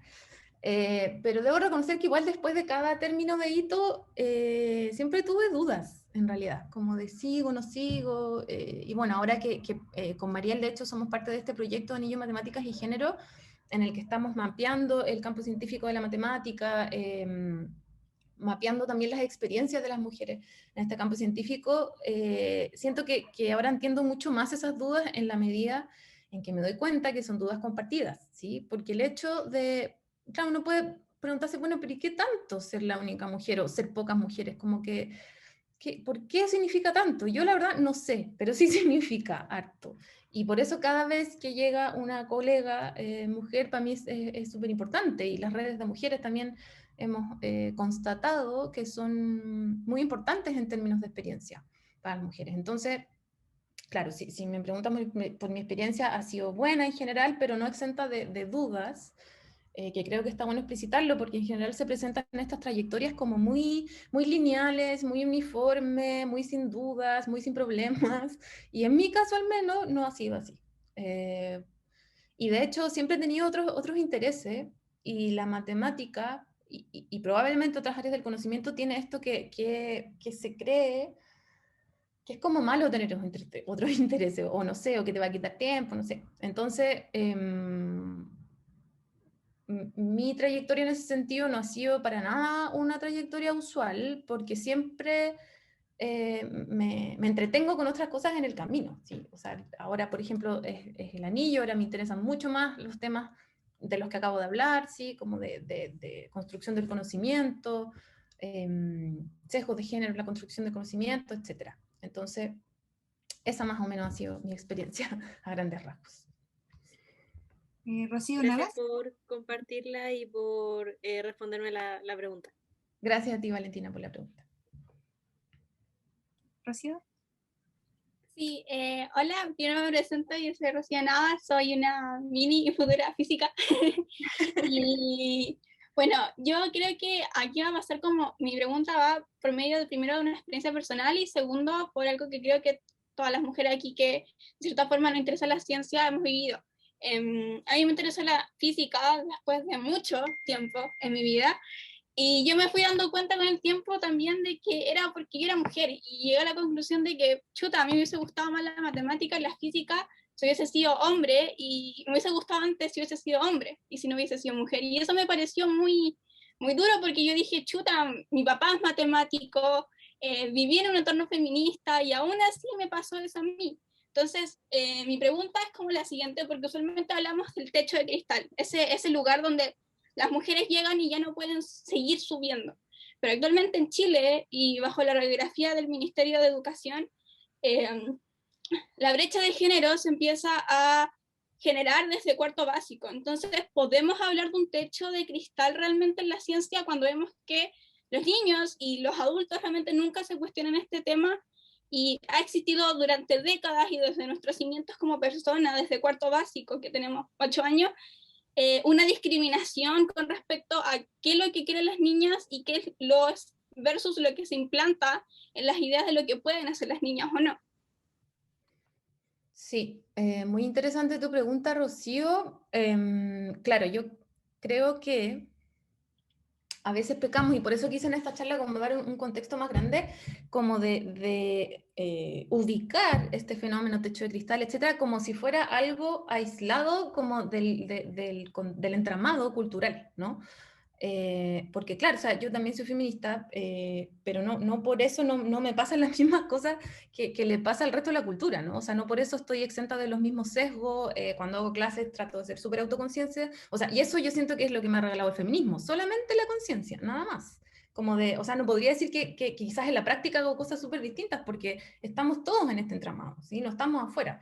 Entonces, a lo que iba es que siento que a veces el problematizar estos fenómenos como una cosa aislada de la cultura, siento que podría tener relación con lo que estás diciendo, porque sí, una cosa es el techo de cristal, pero eso también está relacionado, por ejemplo, con la corresponsabilidad. O sea, ¿hasta cuándo vamos a seguir hablando de conciliación, trabajo, no sé qué? Si, o sea, o sea, como que yo no quiero ser mujer y conciliar mi eventual maternidad con mi trabajo. Yo quiero que mi compañero se dedique exactamente las mismas horas de cuidado que yo. Entonces quiero hablar de conciliación, o sea, de corresponsabilidad.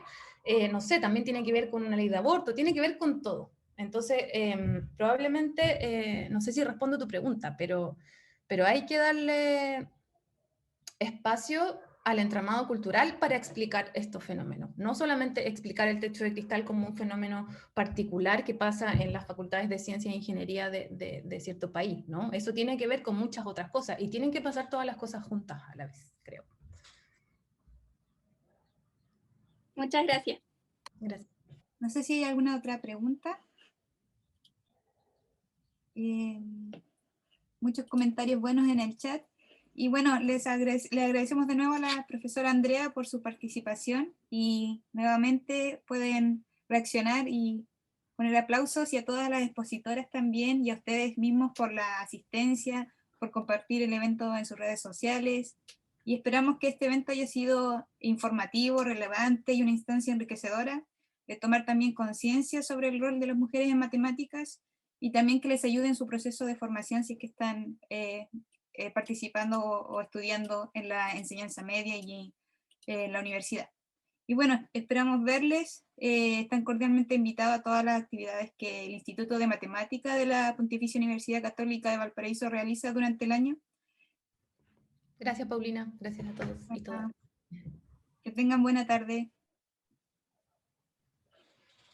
Chao. Chao. Chao, gracias por todo.